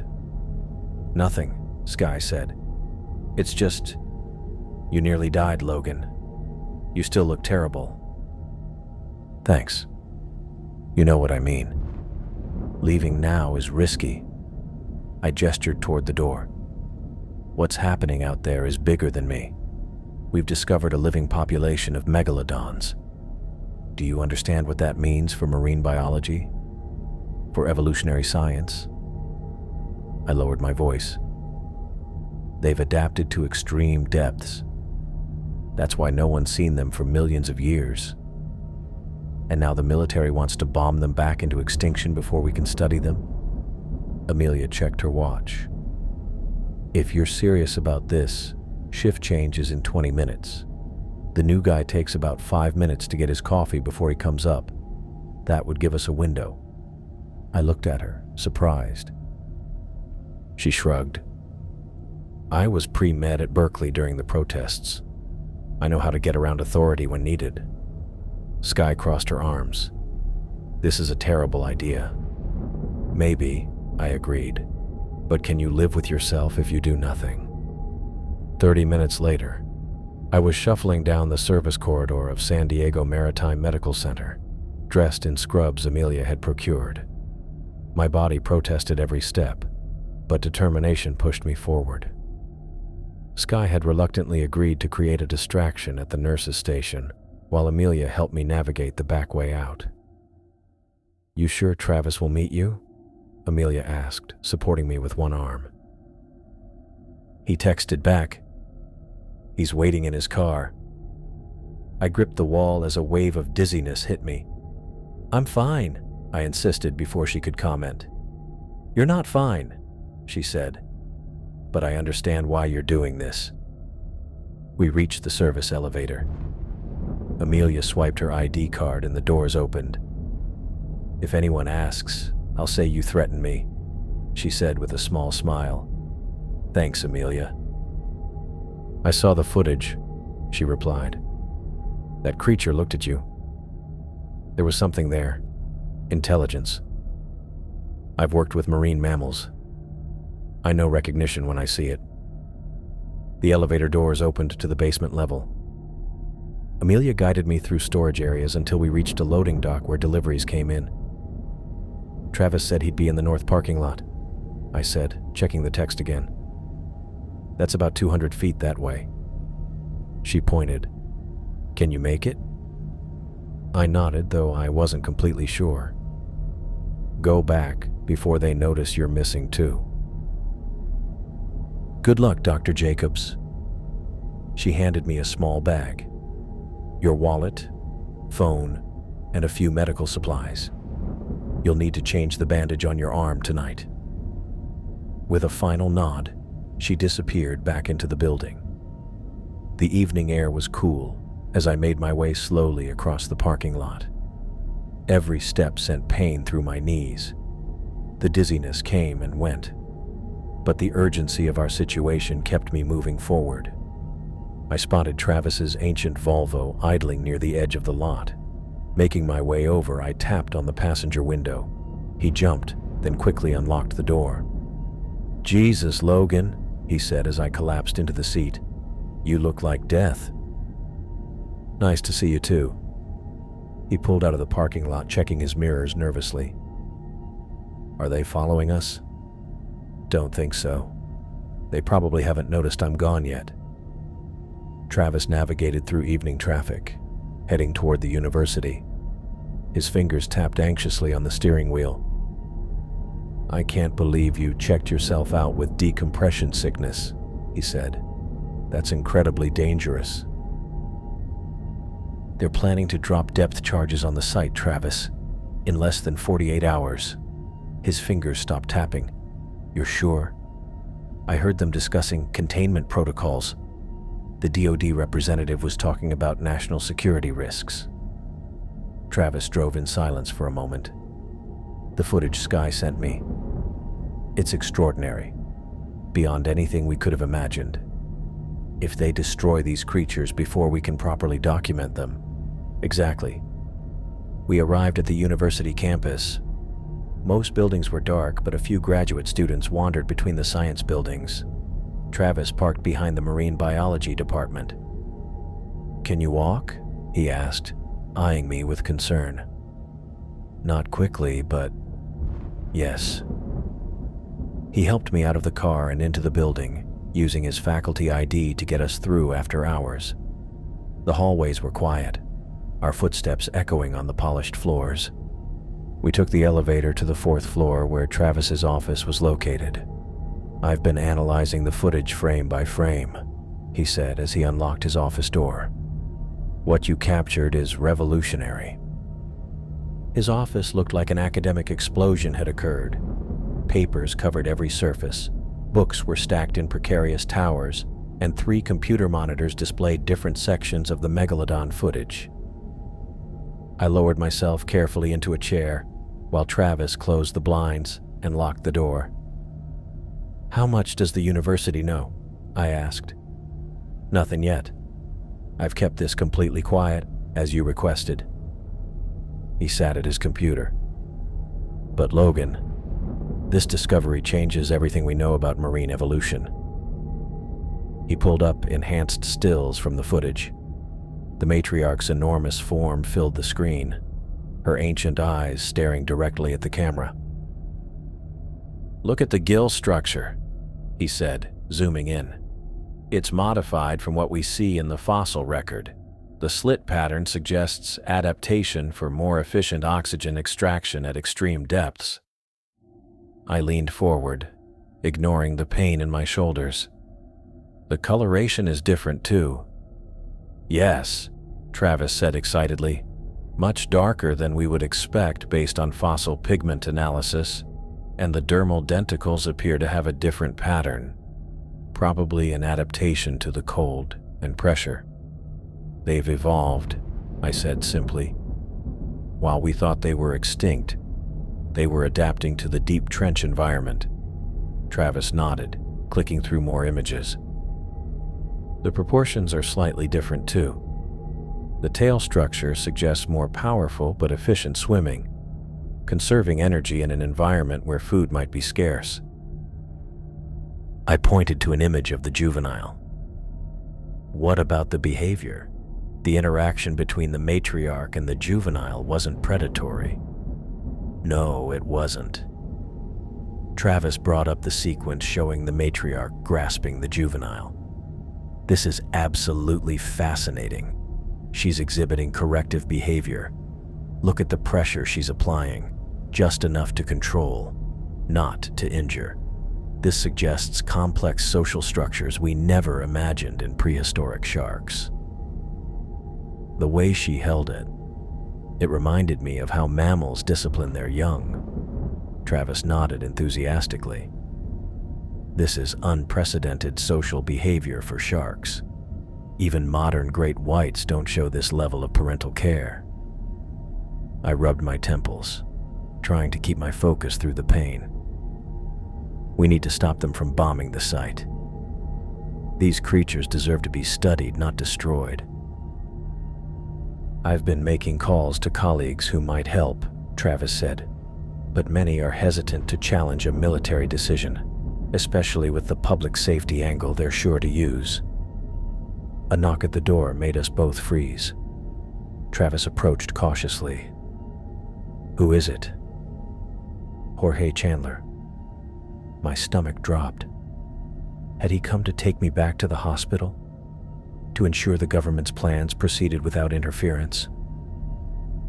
Travis looked at me questioningly.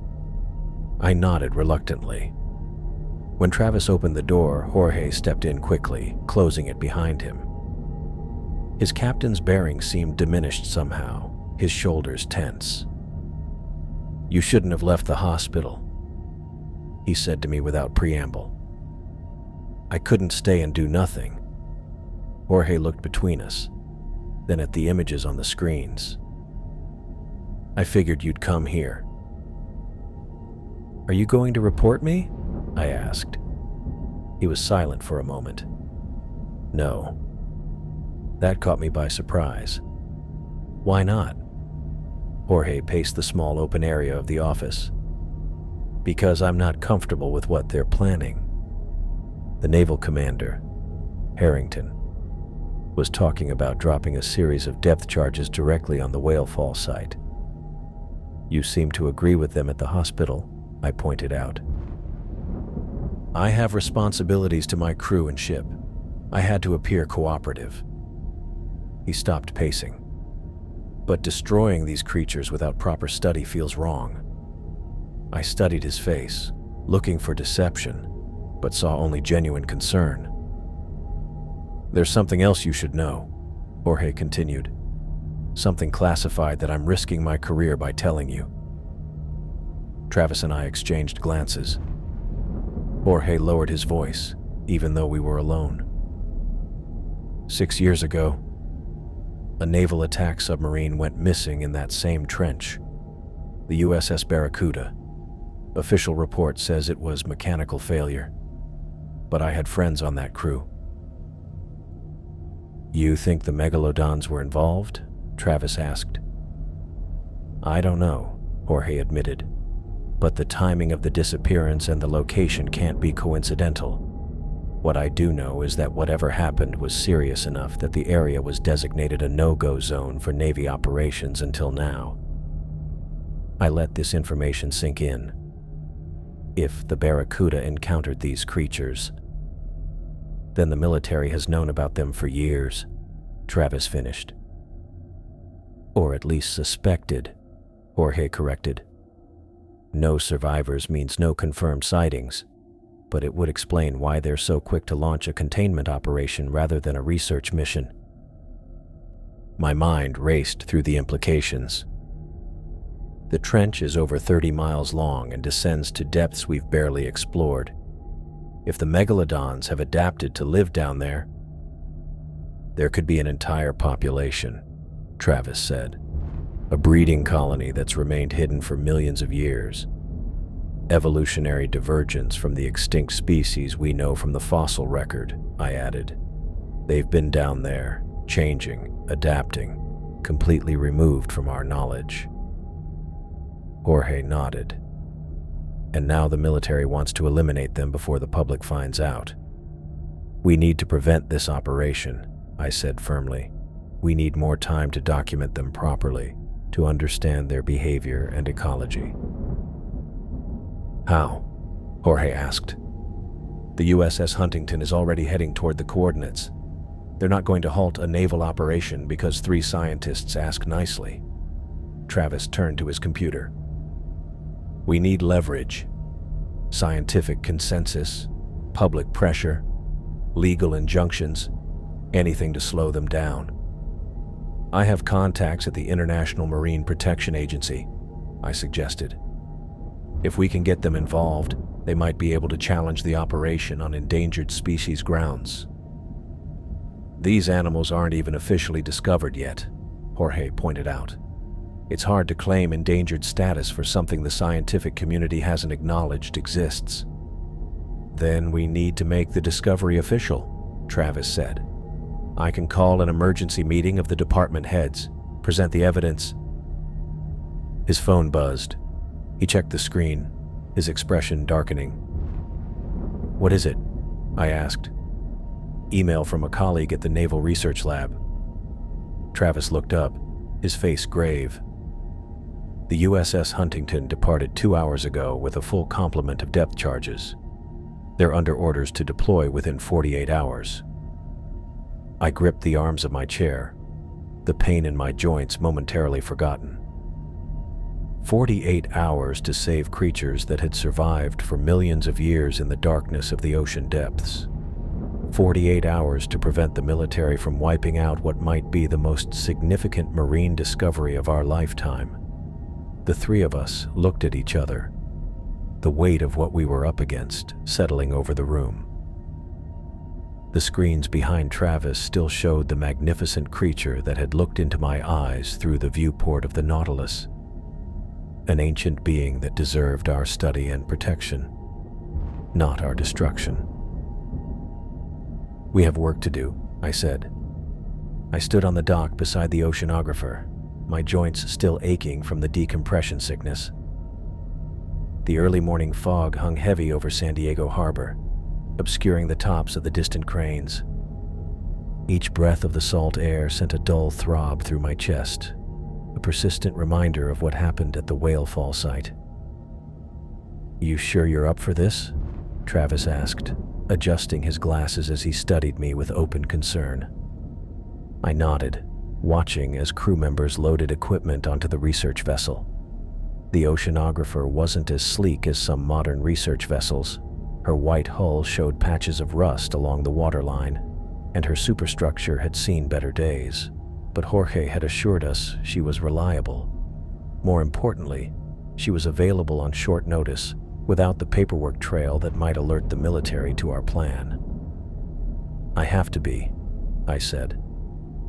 Jorge appeared at the top of the gangway, clipboard in hand. His usual crisp captain's uniform had been replaced with practical maritime attire, dark pants and a weatherproof jacket with the sleeves pushed up to his elbows. His face was tense but determined as he waved us aboard. We're almost loaded. he said as we made our way up the gangway. Alan's finishing the final checks on the submersible. If we leave within the hour, we should reach the coordinates with time to spare. I followed him across the deck to where a submersible sat secured in a cradle. Unlike the sleek Nautilus I'd piloted before, this one was bulkier, with added protective plates welded over its original frame. Alan Thomas was on his back beneath it, a wrench in one hand as he tightened something underneath. "Alan," Jorge called. "Our passengers are here." Alan slid out, wiping his hands on a rag. "Dr. Jacobs, good to see you vertical." He nodded at the submersible. I reinforced her as much as I could without compromising buoyancy or maneuverability. Added some extra plating to the viewport frame too. I ran my hand along the cool metal hull. Will it hold against something like the Juvenile? Alan hesitated. Probably. The reinforcement should withstand a glancing hit or investigatory bumps. But, he looked me in the eye, if that matriarch decides to take a real swing at you, no submersible we have could withstand that kind of force. 80 feet of prehistoric predator hits with more power than we can engineer against on short notice. I appreciated his honesty. False confidence wouldn't help anyone down there. "Dr. Jacobs." I turned to see Mason Sanchez walking up the gangway, medical bag in hand. His presence surprised me. We hadn't discussed him joining the expedition. "What are you doing here, Mason?" He set his bag down on the deck. "Making sure you don't die. You're still recovering from severe DCS, and now you're planning to dive again? As your doctor, I should be reporting you to the medical board for this insanity." He shook his head. "Since I can't stop you, I'm coming along to monitor your condition." Before I could respond, Amelia appeared behind him, carrying a duffel bag over her shoulder. Her hospital scrubs were gone, replaced by jeans and a navy blue sweater. "Amelia too?" I asked. She shrugged. "Someone needs to help Dr. Sanchez keep you alive. Besides, I've got experience with trauma care if things go sideways." Jorge checked his watch. "If everyone's aboard, we need to cast off. The USS Huntington left port last night." That sent a chill through me that had nothing to do with my medical condition. The military vessel was already on its way to destroy what might be the most important marine discovery of our lifetime. "How long until they reach the coordinates?" Travis asked. "At their top speed, about 20 hours, Jorge replied. "We can make it in 18 if we push the engines. That gives us a small window to work with." I watched as crew members removed the gangway and prepared to cast off. "Any word from your naval contacts?" Jorge lowered his voice. "I called in some favors. The Huntington might experience some unexpected mechanical issues that require reducing speed. Nothing serious enough to abort their mission, but enough to buy us a few more hours." "Every minute counts," I said. As the oceanographer pulled away from the dock, I moved to the railing, watching the harbor slide past. My mind was on the depths below and what waited for us there. The matriarch's eye had held something I couldn't explain, an intelligence that defied conventional understanding of prehistoric creatures. I needed to see her again, to document and study her before the military could destroy everything. 8 hours into our journey, I sat in the ship's lab with Mason and Travis, reviewing the footage from my previous dive. Mason had insisted on regular medical checks, monitoring my oxygen saturation, and listening to my lungs every 2 hours. So far, he seemed cautiously satisfied that I wasn't about to collapse, though his frown deepened each time I winced from the lingering joint pain. "Your oxygen levels are holding steady," he said, removing the pulse oximeter from my finger. "But you're still showing symptoms of residual nitrogen in your tissues. Under normal circumstances, I'd have you in a hyperbaric chamber, not preparing for another deep dive. "These aren't normal circumstances," I reminded him. Travis pointed at the screen where we'd frozen an image of the matriarch Megalodon. "Look at the ampullae of Lorenzini around her snout. They're far more developed than what we see in modern sharks."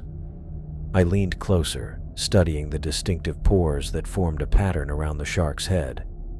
In modern sharks, these gel-filled canals served as electroreceptors, detecting minute electrical fields generated by other creatures. They were essential hunting tools, allowing sharks to find prey even buried under sand. "The pattern distribution is different," I noted. "More concentrated, but also spreading further back along the lateral line." I'd hypothesized that her electromagnetic sensing abilities are significantly more advanced than modern species. Mason looked up from his medical equipment. "Could that be how they've remained undetected for so long? Enhanced sensory awareness that lets them avoid human contact?"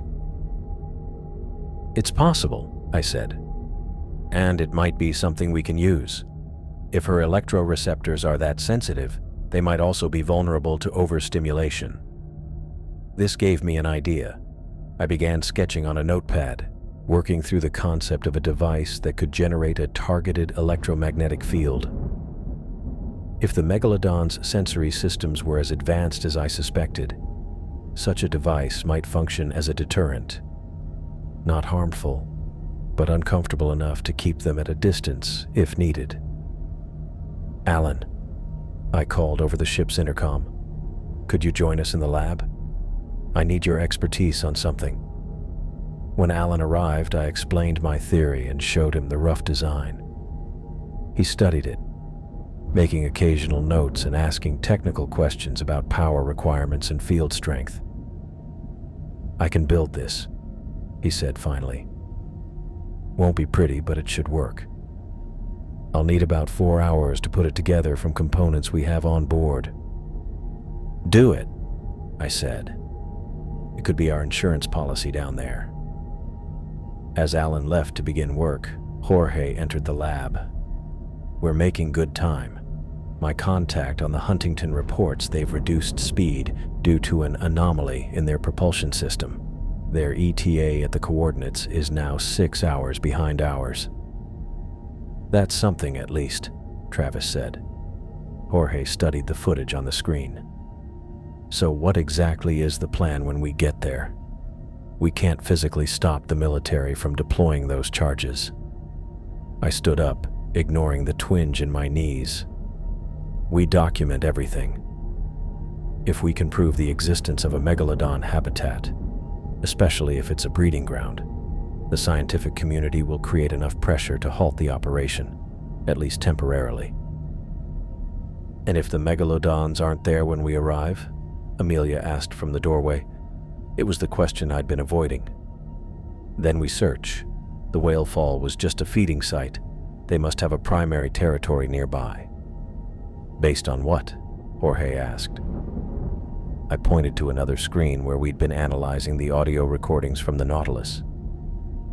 James helped me identify some unusual bioacoustic signals from my previous dive.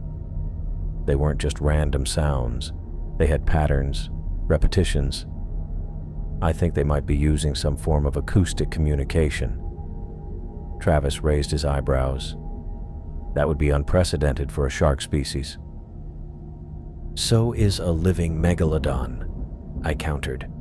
"We're dealing with creatures that have evolved in isolation for millions of years. Who knows what adaptations they've developed?" 10 hours later, the oceanographer slowed as we approached the coordinates. I stood on the bridge with Jorge, watching as the navigation system confirmed our position.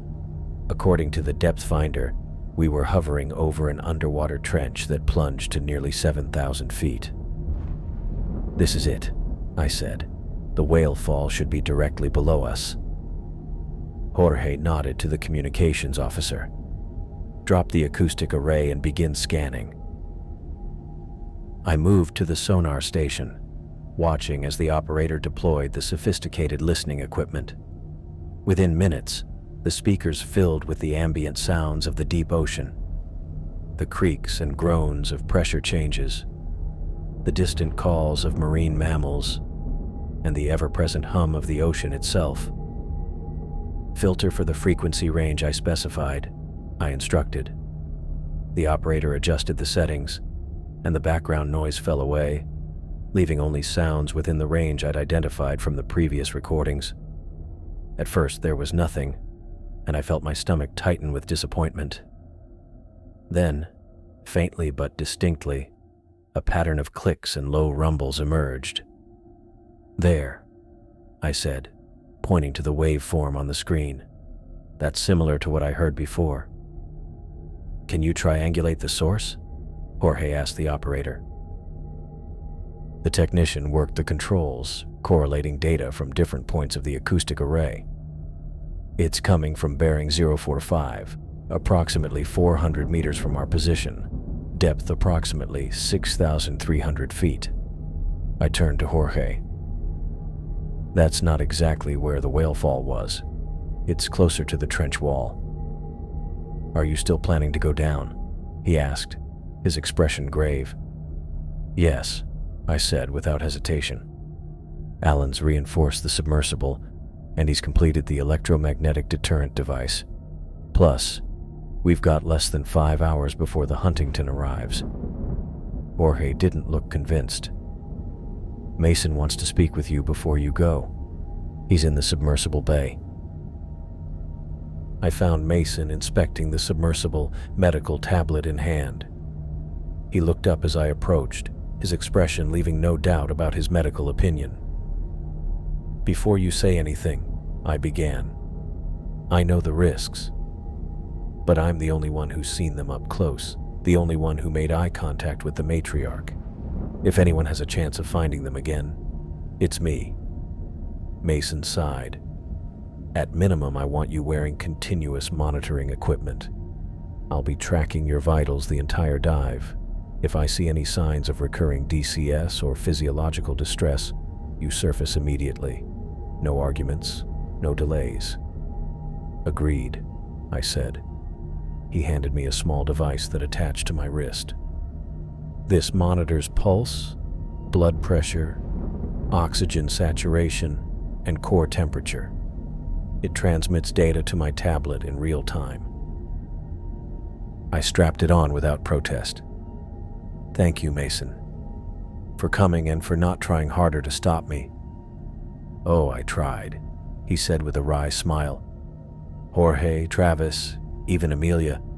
I told them all this was medical madness, but they said you'd go anyway, with or without permission. At least this way we can monitor you."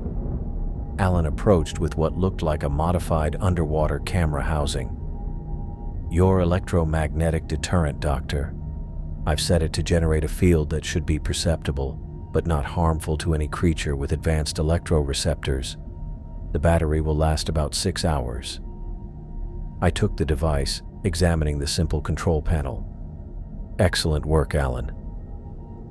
"One more thing," he added, pointing to a red button protected by a plastic guard. "Emergency setting. Generates a much stronger pulse, but it'll drain the battery in minutes. Only use it if you're in immediate danger." Travis joined us as I began the pre-dive checklist, scanning each system and testing each control. His normally energetic demeanor had turned solemn. "I've been analyzing the topographical data of the trench," he said, unfolding a tablet showing a 3D bathymetric map. "There are some interesting formations along the eastern wall that don't appear natural." "What do you mean by don't appear natural?" I asked, pausing my preparations. "Symmetry where there shouldn't be any. Consistent spacing in what look like openings." He pointed to several dark spots along the rendering of the trench wall. "Could be nothing. Could be caves or something else," I finished, a new possibility forming in my mind. If the megalodons had survived millions of years without detection, they must have a primary habitat somewhere sheltered, somewhere hidden. Jorge stepped down into the bay wearing a headset. "The acoustic signals are getting stronger. Whatever's making them is active right now. I nodded, completing the final checks on the submersible systems. I'm ready. Remember, Mason said, tapping his tablet where my vital signs were already displayed. Any sign of distress, and you'll haul me back up. I know. I secured the electromagnetic deterrent to the submersible's external mounting point and climbed inside. The reinforced hatch felt heavier than the Nautilus's had been, closing with a more substantial thud that was oddly reassuring. Through the intercom, Jorge's voice came through clearly. Comms check. Reading you, I confirmed. Submersible release in 30 seconds. I settled into the pilot's seat, taking a deep breath as I ran my hands over the familiar controls. They weren't identical to the Nautilus, but close enough that muscle memory would serve me well. The reinforced viewport gave me a clear view of the submersible bay as the crane began to lift the craft. Releasing now, Jorge announced. I felt the brief sensation of hanging suspended. Then the splash as the submersible hit the water. The descent began smoothly, the bright surface light fading as I dropped deeper into the blue. I switched on the external lights, illuminating the particles suspended in the water column. Passing 500 feet, I reported. Vital stable, Mason replied. I checked the acoustic monitoring system Alan had installed, adjusting it to track the bioacoustic signals we'd detected from the surface. The indicator strengthened as I continued my descent, confirming I was moving in the right direction. 2,000 feet, entering the thermocline. The temperature dropped noticeably as I passed through the boundary layer where warm surface water gave way to the cold depths. The submersible creaked slightly with the pressure change, but all integrity indicators remained green. 4,000 feet. Still following the acoustic signal, bearing now 042 degrees. Travis's voice came through. That's leading you directly toward those formations I showed you. The darkness outside was absolute now, broken only by the cone of light from the submersible's external lamps. Occasionally, bioluminescent creatures drifted through the beam, tiny points of blue and green light that winked out as quickly as they appeared. 5,000 feet. Pressure stable. Every 100 feet brought back memories of my previous dive, of the terror and wonder of encountering the megalodons. My hands tensed on the controls, and I forced myself to relax. The reinforced submersible felt secure around me, though Alan's warning about the matriarch's power remained at the forefront of my mind. 6,000 feet. I should be approaching the whale fall site soon. Signal strength increasing, Travis confirmed. You're getting close to something. I adjusted my depth and heading, following both the acoustic signal and the coordinates of the previous dive. The darkness seemed to press against the viewport, as if the weight of the ocean itself was trying to peer inside. I have visual contact with the seafloor, I announced as the submersible's lights illuminated the bottom. Moving toward the whale fall coordinates. The terrain below was barren mud interspersed with rock formations, typical of deep ocean trenches. I navigated carefully, watching both for signs of the whale carcass and any movement in the surrounding water. There it is, I said as the skeleton came into view. What had once been a massive blue whale was now reduced almost entirely to bones. The flesh, blubber, and organs that had created a feast for scavengers were gone, leaving behind a skeletal structure that rose from the seafloor like an ancient monument. A few Osedax worms still clung to the remaining tissue in the joints, but their once vibrant colonies had thinned dramatically. The whale fall has been picked clean, I reported, maneuvering the submersible around the massive skull. No sign of the megalodons. The acoustic signal? Jorge asked. I checked the monitor. Still present. Stronger now, coming from bearing 038, not far from my position. I turned the submersible in that direction, following the gentle slope of the seafloor as it rose toward the trench wall. The terrain became rockier, with larger formations jutting up from the mud. The acoustic signal continued to strengthen. "I'm approaching the eastern wall of the trench," I said, adjusting the external lights to their maximum brightness.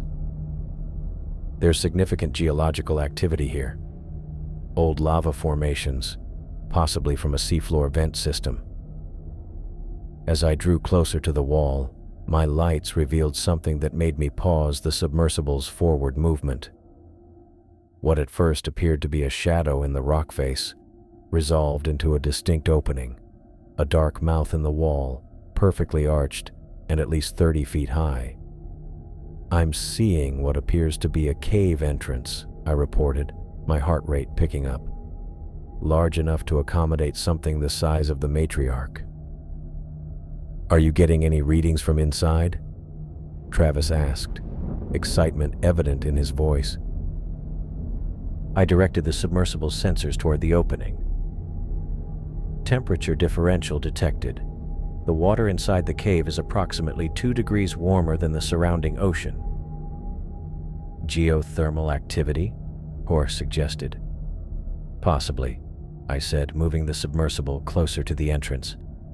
"But it could explain why they've chosen this location. Many sharks are drawn to slightly warmer waters." The acoustic signals were now pulsing with greater regularity, definitely coming from within the cave. I hovered at the entrance, shining the lights into the darkness beyond. The beam penetrated perhaps 50 feet before being swallowed by the blackness. "I'm going to enter," I decided. "Proceed with extreme caution," Jorge advised. "Maintain constant communication. And keep that deterrent device ready," Travis added. I navigated the submersible forward slowly, passing under the natural arch of the cave mouth.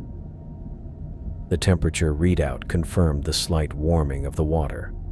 The walls around me were smooth in places, rough in others, as if carved by both natural forces and something else. "I'm approximately 100 feet inside now," I reported. The passage continues, widening into what appears to be a larger chamber ahead.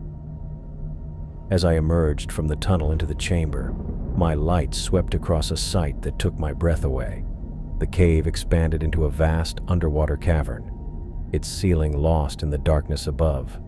But what caught my attention were the other tunnels, at least 6 additional passages branching off from this central chamber, each large enough for the matriarch to navigate with ease. "I've found something," I said, struggling to keep my voice steady. "It's an entire tunnel system, multiple passages branching out from a central cavern." "Are you detecting any movement?" Jorge asked. "Nothing yet, but..." I paused as my sensors picked up a reading. "Wait, acoustic signals are coming from multiple directions now, and there's something else." I directed the submersible's lights toward the cavern floor. There, partially buried in the sediment, were hundreds of teeth. Megalodon teeth, far larger than any in the fossil record, and in various states of wear. Some appeared fresh, recently shed, while others showed signs of age. "I'm seeing megalodon teeth scattered across the cavern floor," I reported. "Not fossils, recently shed teeth. This is a tooth drop site." Modern sharks regularly shed and replace their teeth throughout their lives. Finding a concentration of teeth like this suggested repeated visits over an extended period. "Logan," Travis's voice was thick with excitement. "You found it. Their lair." As I moved deeper into the cavern, my lights revealed more evidence. Scratch marks along the walls where enormous bodies had brushed against the rock. Depressions in the sediment that could only have been made by creatures of substantial size resting on the bottom. "This isn't just a random cave system," I said, the realization dawning on me. "This is their habitat. A hidden ecosystem that's allowed them to survive for millions of years without detection. The tunnel network could extend for miles, connecting to other parts of the ocean trench." Any sign of the megalodons themselves? Jorge asked. Not yet, I replied, continuing to explore the central cavern. But they've been here recently. Very recently. I navigated toward one of the branching tunnels, intending to investigate further, when something on my sensor display caught my attention. A subtle shift in water pressure behind me. I turned the submersible slowly, directing the lights back toward the tunnel through which I'd entered. For a moment, there was nothing but empty water. Then a shadow moved at the edge of visibility, a massive form gliding silently through the entrance to the cavern. The matriarch had returned. I froze, my hand hovering over the controls of the electromagnetic deterrent. The enormous megalodon paused just inside the chamber, her gills pulsing gently as she seemed to assess the intruder in her domain. Behind her, the smaller form of the juvenile appeared, staying close to its mother. "The megalodons are here," I whispered, though there was no need to lower my voice. "Both of them. They've just entered the cavern." "Are they showing aggressive behavior?" Mason asked, likely noting my elevated heart rate on his monitor. "No," I replied, watching in awe as the matriarch slowly circled the perimeter of the chamber, the juvenile following in her wake. "They appear cautious, but not threatened. I think they recognize the submersible from our previous encounter." The matriarch completed her circuit of the cavern, then approached my position with deliberate movements. I held my position, not wanting to provoke a reaction by suddenly backing away. As she drew closer, her enormous head filled my viewport, and once again I found myself looking directly into her eye, ancient, intelligent, assessing. "She's directly in front of me," I reported, my voice barely above a whisper. "Just watching." The great shark hovered there for what felt like minutes, but was probably only seconds. Then, with a powerful sweep of her tail, she turned and moved toward one of the other tunnels, the juvenile following close behind. Before entering, she paused, turning back as if to ensure I remained in place, then disappeared into the darkness of the passage. "They've moved into one of the branching tunnels," I said, releasing a breath I hadn't realized I was holding. "Logan," Jorge's voice was urgent now. "We've just received word that the USS Huntington has increased speed. They'll reach our position in 3 hours, not 5. I looked around at the cavern, at the evidence of an entire ecosystem, hidden from human knowledge, for millions of years. The matriarch had shown no aggression, despite my intrusion into her territory. She'd assessed and accepted my presence, displaying a level of cognitive processing that defied everything we thought we knew about shark behavior. "I'm coming back up," I decided. "I found what we needed." As I maneuvered the submersible back toward the entrance tunnel, I took one last look at the cavern. The tooth-scattered floor, the branching passages, the scratch marks along the walls, all evidence of a prehistoric species that had survived in secret while the world above believed them extinct. I'd found their hidden habitat. Now we had to save it. I pushed the control stick forward, halting my initial plan to ascend. The megalodon habitat was right in front of me. I couldn't leave now. This might be our only chance to document what we'd found before the military arrived. Change of plans. I radioed to the surface. "I'm going deeper into the cave system." Amelia's voice crackled through the speaker. "Are you sure that's wise? Your oxygen levels are still fluctuating." "They're stable enough," I said, checking the gauge. "Mason, can you confirm?"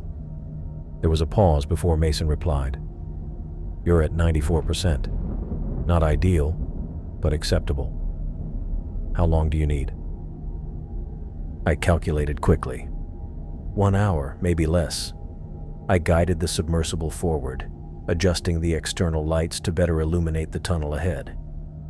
I need to document this ecosystem before the Huntington arrives. Be careful, Sky chimed in. We'll monitor from here. The narrow entrance widened as I eased the submersible through, my hands steady on the controls despite the pain still lingering in my joints.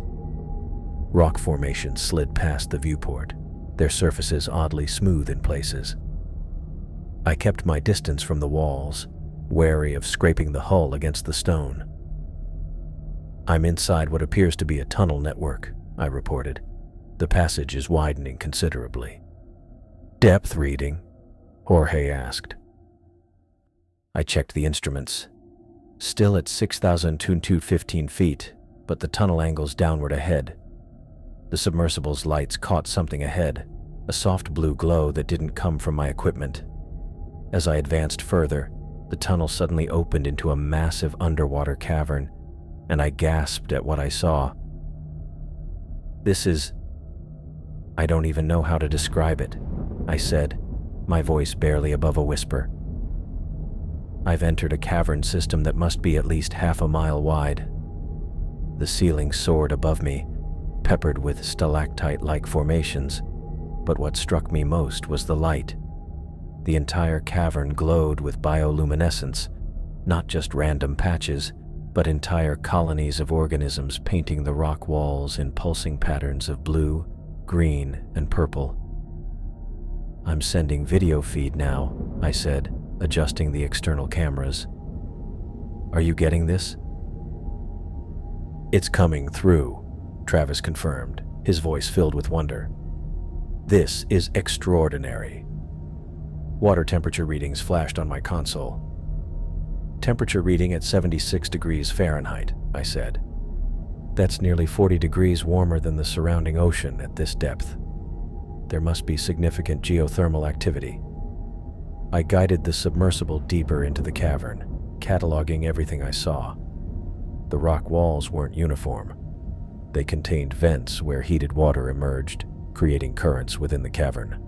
Around these vents clustered dense colonies of organisms I'd never seen before, tube-shaped creatures with feathery appendages that waved in the currents. I'm seeing what appears to be an entirely new class of extremophils, I reported, using the submersible's sampling arm to take water readings. The ecosystem here is built around these thermal vents, similar to deep-sea smokers, but the species composition is nothing like our standard catalogs. The submersible's sensors began to pick up movement from one of the side passages. I turned to see a familiar silhouette, the juvenile megalodon we'd encountered earlier, its 15-foot form graceful as it swam through the water. Visual contact with the juvenile specimen, I said, heart racing with excitement rather than fear this time. It's entered the main cavern from a side passage. Are you in any danger? Jorge asked. I don't think so. It hasn't noticed me yet. I reached for the electromagnetic device Alan had built. I'm activating the EMF repulsion system now. I switched on the device, which emitted a specific electromagnetic field designed to interfere with the shark's ampullae of Lorenzini, the specialized sensory organs that allowed it to detect electrical fields from prey. If Alan's calculations were correct, it would make the submersible effectively invisible to the shark's most sensitive detection system. The juvenile swam past, seemingly unaware of my presence. It moved with purpose, heading toward another passage on the far side of the cavern. The EMF device appears to be working, I reported. The juvenile isn't showing any signs of detecting me. Fantastic, Travis replied. Can you follow it safely? I considered the options. The submersible was smaller than the juvenile, and with the EMF device working, it shouldn't notice me. I'll maintain a safe distance, but yes, I think I can track its movement. I engaged the thrusters at minimal power, creating as little disturbance in the water as possible. The juvenile continued through the cavern, occasionally snapping at smaller fish that darted away from its approach. I followed at about 30 meters back, just close enough to keep it in view without risking detection. The passage the juvenile entered was narrower than the main cavern, but still easily wide enough for the submersible. As we progressed deeper into the tunnel system, I noted more unique features. Rock walls scored with deep grooves that looked suspiciously like the marks left by massive bodies squeezing through tight spaces over many years. "I'm seeing evidence of regular megalodon traffic through these tunnels," I said. The rock walls show distinctive abrasion patterns consistent with large bodies passing through repeatedly. The temperature continued to rise as we moved deeper, now reading 82 degrees. The bioluminescence grew more intense as well, providing enough natural light that I could reduce the submersible's external lights to minimum. After approximately 5 minutes of careful pursuit, the tunnel began to widen again. The juvenile swam faster, and I increased power to keep pace. "I think we're approaching another large cavern," I reported, watching the sonar readings expand outward. "The tunnel is opening into a much larger space ahead." What I saw next made me forget to breathe. The juvenile entered an enormous central cavern that dwarfed the first one we'd passed through. This underwater cathedral must have been at least a mile in diameter, with a domed ceiling rising hundreds of feet above. But it wasn't the size that left me speechless. It was what filled it. "Oh my God," I whispered, forgetting momentarily that the team could hear me. "What is it?" Sky asked urgently. "What do you see?" I struggled to form words, my scientific mind racing to process what my eyes were seeing. "Not just two," I finally managed. "There's a population. I count at least 7 distinct megalodon specimens, multiple juveniles of varying sizes, and 3 adults, maybe more." The juvenile I'd been following joined 2 others of similar size, the trio engaging in what appeared to be play behavior, circling and nipping at each other without aggression. Near the cavern floor, 2 adults approximately 60 feet in length patrolled slowly, their massive forms casting shadows in the bioluminescent light. "I'm recording everything," I assured the team, making sure all cameras were functioning. "This isn't just a habitat. It's a nursery, a breeding ground. This species hasn't gone extinct. They've been here all along, isolated from the world's oceans for millions of years." I maneuvered the submersible to a ledge on the cavern wall, where I could observe without being in their swimming paths. From this vantage point, I had an unobstructed view of the entire ecosystem. "The central cavern contains a complete food web," I noted, watching smaller fish swarm near thermal vents. "There are multiple trophic levels: small prey fish, medium predators, and the megalodons at the apex. This is an entire ecosystem that's evolved in isolation." "Can you estimate how many megalodons in total?" Travis asked, his voice trembling with scientific excitement. I scanned the cavern methodically. At least 8 distinct individuals visible now, 3 full adults ranging from 60 to 80 feet, and 5 juveniles at various growth stages. Based on the size of this cavern system and the biomass required to support apex predators, my guess is there could be more we're not seeing. As I observed, I noticed something remarkable: a series of smaller caverns branching off from the main space, some containing what appeared to be nesting sites. One juvenile, smaller than the others, remained close to one of these alcoves, not venturing far into the open water. "I'm seeing behavior that suggests these may be territorial animals with defined social structures," I reported. "The smallest juvenile is keeping to a specific area, possibly indicating parental boundaries." The implications were staggering. This wasn't just a scientific discovery, it was an evolutionary miracle. A population of megalodons had survived here, adapting to this isolated environment for millions of years, after the species was thought to have gone extinct. "The water chemistry readings are fascinating," I continued, examining the data streaming across my monitors. "High mineral content, elevated carbon dioxide levels compared to the open ocean, but oxygen rich enough to support large predators. The geothermal activity must create upwellings that continually refresh the water. Something changed in the cavern's atmosphere. The juveniles that had been playing suddenly broke apart, moving quickly toward the edges of the space. The adult megalodons changed their swimming patterns, becoming more alert. "Something's happening," I said. "Their behavior just changed dramatically." Then I saw her, the matriarch, emerging from a large tunnel on the opposite side of the cavern. Even from this distance, I recognized her immediately. 80 feet of ancient predator, her massive form moving through the water with impossible grace. The other adults gave her space as she entered, a clear indication of her dominant status. I held my breath as her course changed. She was swimming directly toward me. "The matriarch has spotted me," I said, my voice steady despite my racing heart. "She's approaching the submersible."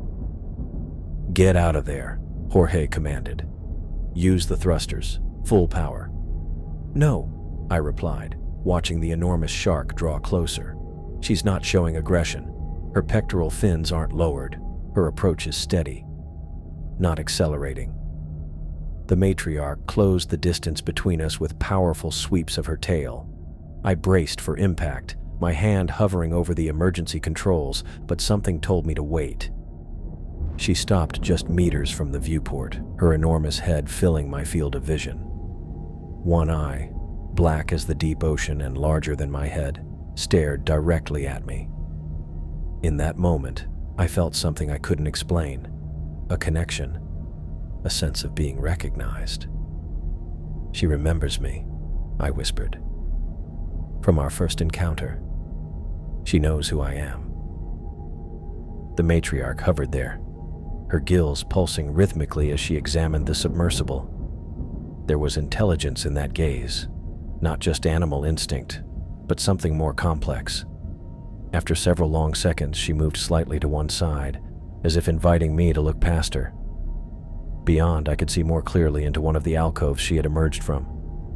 Inside was what I can only describe as a nesting area, a depression in the cavern floor filled with what appeared to be shed teeth and bone fragments. And in the center, barely visible in the bioluminescent light, I could make out several shapes that could only be megalodon pups, each perhaps 5 feet long. "They're breeding," I said in awe. "This isn't just a population that survived. They're actively reproducing. I can see what appears to be recently born pups."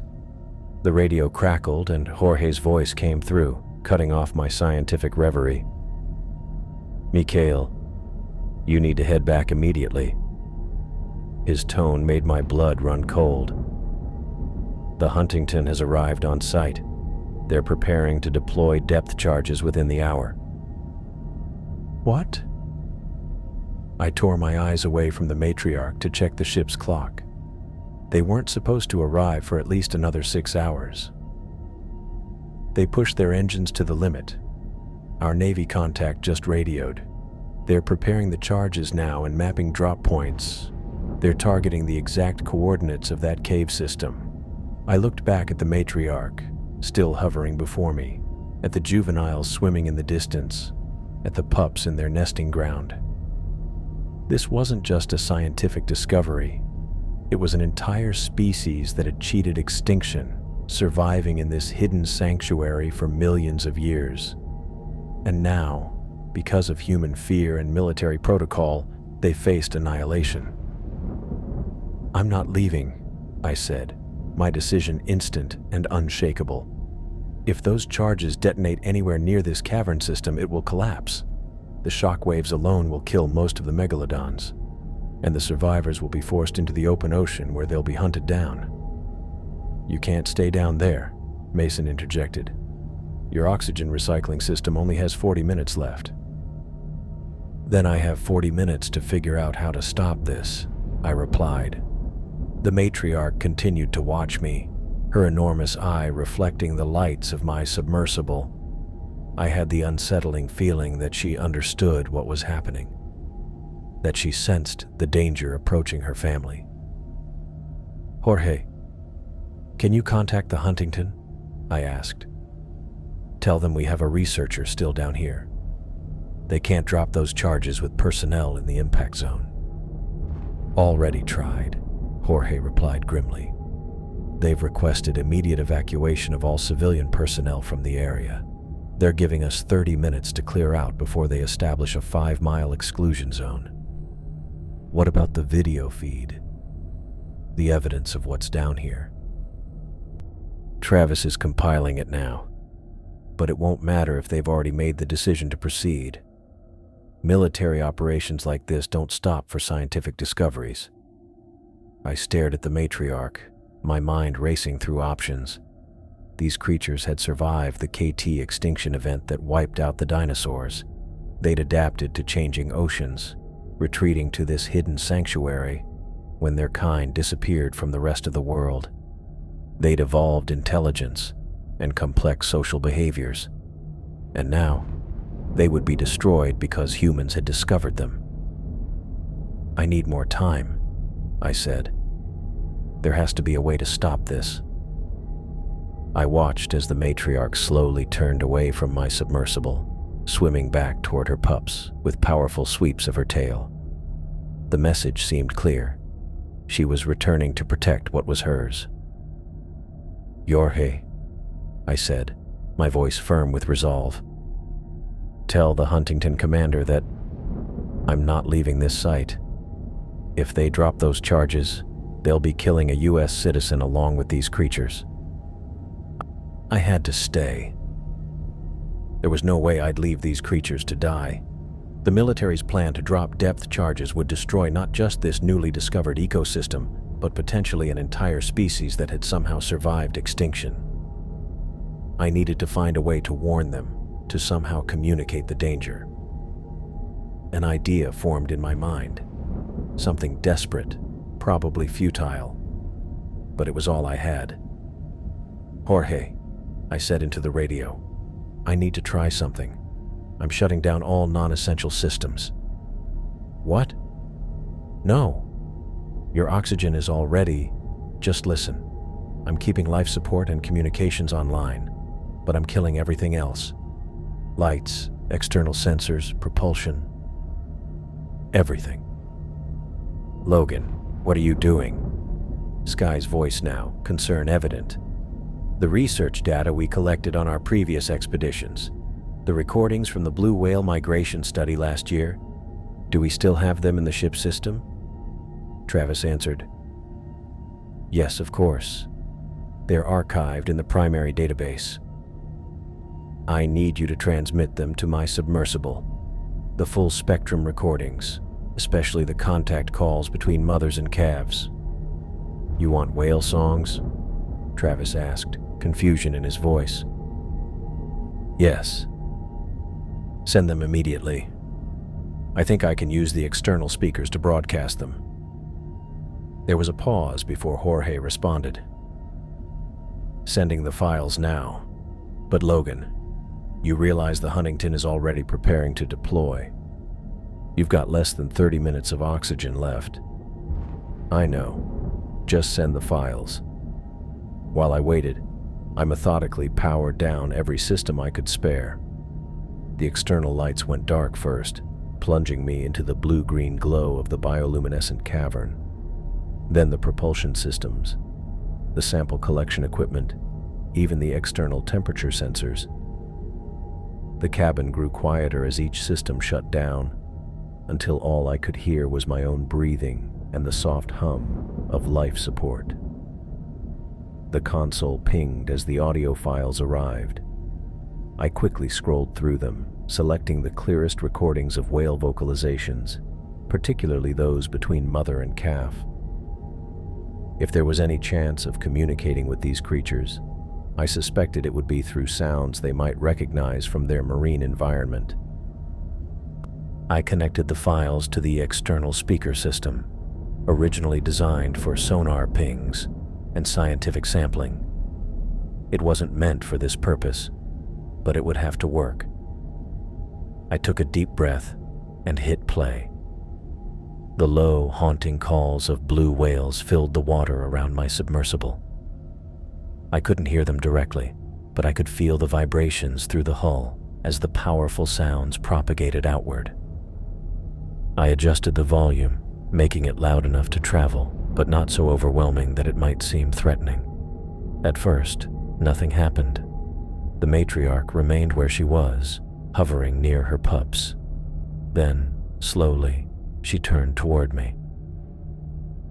"She's responding," I said into the radio. "The matriarch is looking at my submersible. Logan, your oxygen is at 19 minutes, Mason warned. I didn't answer.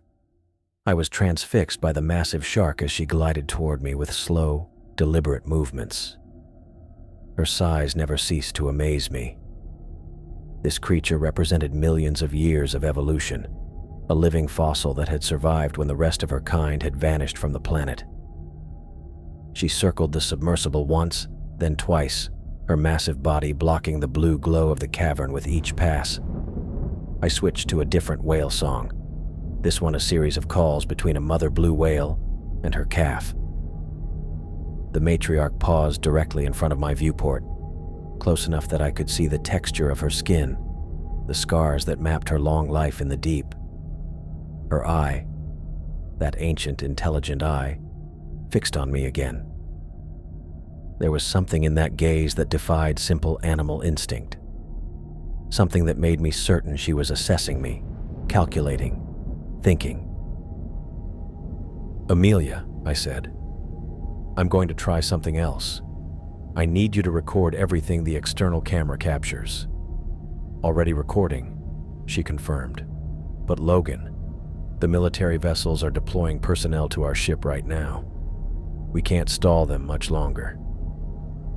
I nodded, though she couldn't see me. "Tell the others to keep them busy as long as possible. I just need a few more minutes." I switched the audio to the distress calls of whales, the sounds they made when under threat.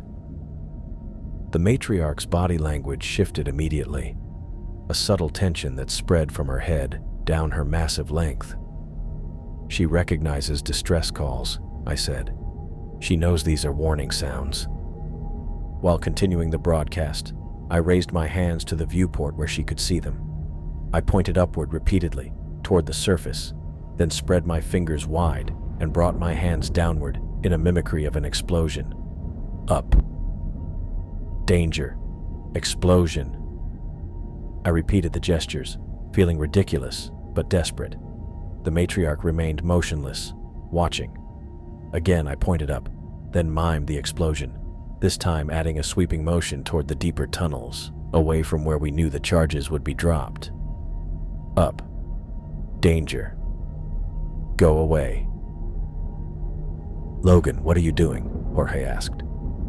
"Trying to warn her," I said, not taking my eyes off the matriarch. "Trying to tell her to move deeper into the tunnels, away from where the charges will hit." "That's," he began, but didn't finish the thought. He didn't need to say it was crazy. I knew it was. I repeated my crude sign language once more. This time, the matriarch did something unexpected. She turned, swimming a few yards away, then back to the viewport. Then she did it again, moving away, then returning. Was she mimicking my instruction to move? "She's responding to my gestures," I said, my voice tight with emotion and disbelief. "I think she understands." "Logan," Mason cut in, 15 minutes of oxygen. You need to start your ascent now." I looked at the matriarch one last time and made the gestures again, putting everything I had into communicating the danger. Then, remarkably, she turned and swam to the group of juveniles. With powerful sweeps of her tail, she guided them toward one of the deeper tunnels. The other adults followed, the entire group disappearing into the darkness of the tunnel system. "They're leaving," I reported, my voice barely a whisper. "They're all heading deeper into the tunnel network, away from the primary cavern. Logan, your ascent. Now." Mason's voice was no longer calm. I pulled the emergency ascent lever, feeling the sudden jolt as the ballast tanks emptied. The submersible shot upward through the tunnel I'd entered through, the G-forces pushing me back into my seat. Ascending, I confirmed. ETA to surface approximately 7 minutes. The military is already aboard, Jorge reported. They're demanding to know what we've found and why you haven't surfaced yet. As the submersible rose through the dark water, I processed what I'd just witnessed. Had the matriarch actually understood my warning? Or had it been coincidence, some other factor driving her to relocate her family at that precise moment? 5,000 feet, I reported. 4,000. 3,000. The submersible burst through the surface with a spray of water, bobbing violently in the open ocean. Through the viewport, I could see the oceanographer nearby, and beside it, the imposing silhouette of what had to be the USS Huntington. Smaller boats were positioned between the vessels, and figures in naval uniforms were visible on our deck.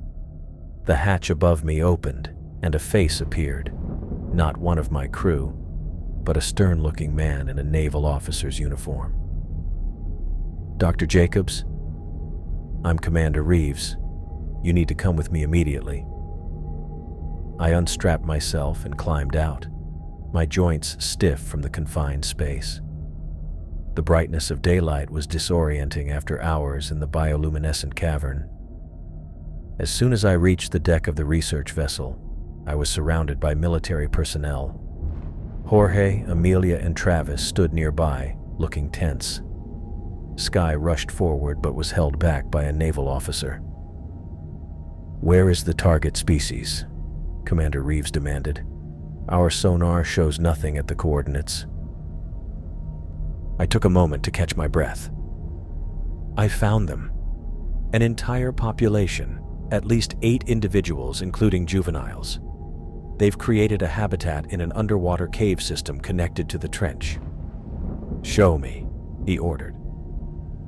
Amelia stepped forward with a tablet. "We have the footage here, Commander. Live feed from Dr. Jacobs' submersible." She played the video, showing the cavern with its bioluminescent organisms, and then the megalodons. First the matriarch, then the others, including the vulnerable pups. Commander Reeves watched with a stone face, but I could see his eyes widen slightly at the sight of the massive creatures. "Where are they now?" he asked when the video ended. "They've moved deeper into the tunnel system," I said, "away from the primary cavern." "How convenient," one of the other officers remarked. "Right before we arrived to neutralize them." Jorge intervened. "Commander, these creatures have survived for millions of years in isolation. They've created a stable ecosystem that poses no threat to surface operations as long as they remain undisturbed." Commander Reeves wasn't moved. "We have our orders. The depth charges will be deployed as planned." "You can't do that," I protested. "You haven't seen what I've seen. These aren't just animals. They showed signs of complex cognition. The matriarch understood my warnings." The commander looked at me with skepticism. "Dr. Jacobs, you've suffered from severe decompression sickness recently. Your perception might be compromised." "Play him the recording," I said to Amelia. "Show him how she responded." Amelia queued up the section of video showing my hand gestures and the matriarch's reaction. The footage was clear. My signals followed by her movements, guiding her family away. The commander watched, his expression unreadable. Then he turned to one of his officers. "Proceed with deployment as ordered." "No!" I stepped toward him only to be restrained by 2 naval personnel. "You can't do this! It's scientific genocide!" But my protests were ignored. Through the next agonizing 20 minutes, we watched as the military prepared and then deployed their depth charges. The underwater explosions sent shockwaves through the water that we could feel even on the surface. After the final charge detonated, Commander Reeves ordered immediate sonar scanning of the area. We all stood in tense silence as the results came in. "No signatures detected," reported one of the technicians. "Area appears clear of large biological entities." "That's not possible," said the commander. "Scan again. Wider radius." The second scan produced the same result. No megalodons detected in the vicinity of the charges. "They survived," I said, relief washing over me. "They moved through the tunnel system to a safer area, just as I suggested to the matriarch." Commander Reeves turned to me, his face hard.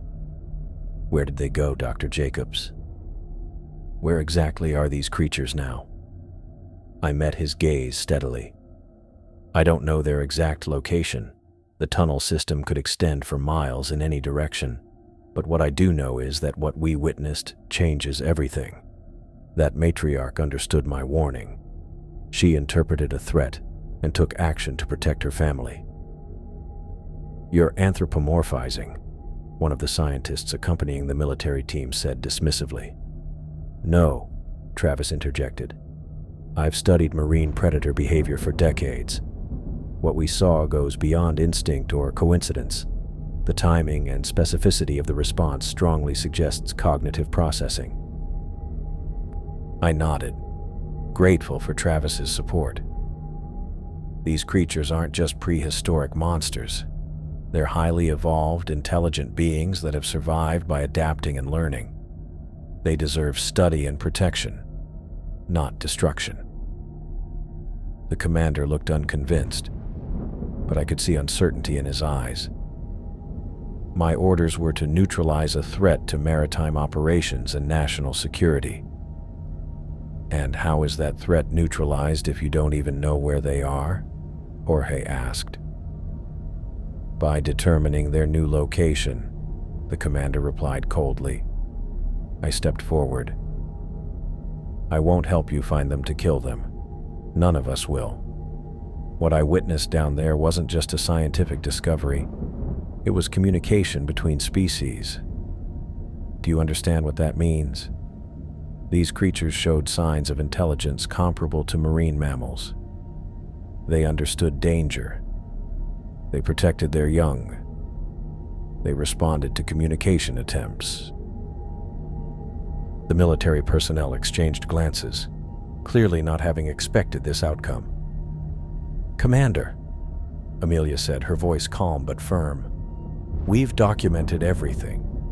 The footage of Dr. Jacobs' interaction with the matriarch is already being transmitted to our university servers and multiple scientific institutions. If these creatures are destroyed without proper study, it will represent one of the greatest scientific losses in history." The commander's radio crackled. After listening to the message, he turned to his team. "Continue scanning all underwater formations within a 5-mile radius. I want those creatures located." Then he faced me. "Dr. Jacobs, you and your team will remain on board until this operation is complete. If we verify your claim that these creatures have relocated rather than been eliminated, we'll reassess the situation." It wasn't a victory, but it was a reprieve. As the military personnel moved away to continue their work, I joined my team near the stern of the ship. "Do you really think she understood you?" Sky asked quietly. I gazed out at the ocean, thinking about that ancient eye looking back at me through the viewport. "Yes," I said finally. "I do. Not in the way we understand language, but she grasped the concept of danger and the need to relocate. That's not just instinct, that's processing, decision-making." "If you're right," Travis said, "we're looking at a complete revaluation of predator cognition. These creatures have had millions of years to evolve in isolation. Who knows what capabilities they've developed?" I nodded slowly. "Exactly. And that's why they need to be studied, not destroyed. If they really did understand my warning, if there was actual cross-species communication happening down there, then everything we thought we knew about these animals has to change." We stood in silence, watching the military vessels conducting their search. I knew the megalodons were safe for now, hidden deep in their tunnel system. But this was just the beginning of a much larger battle, one that would determine whether humanity would learn from these magnificent survivors or destroy them out of fear and ignorance.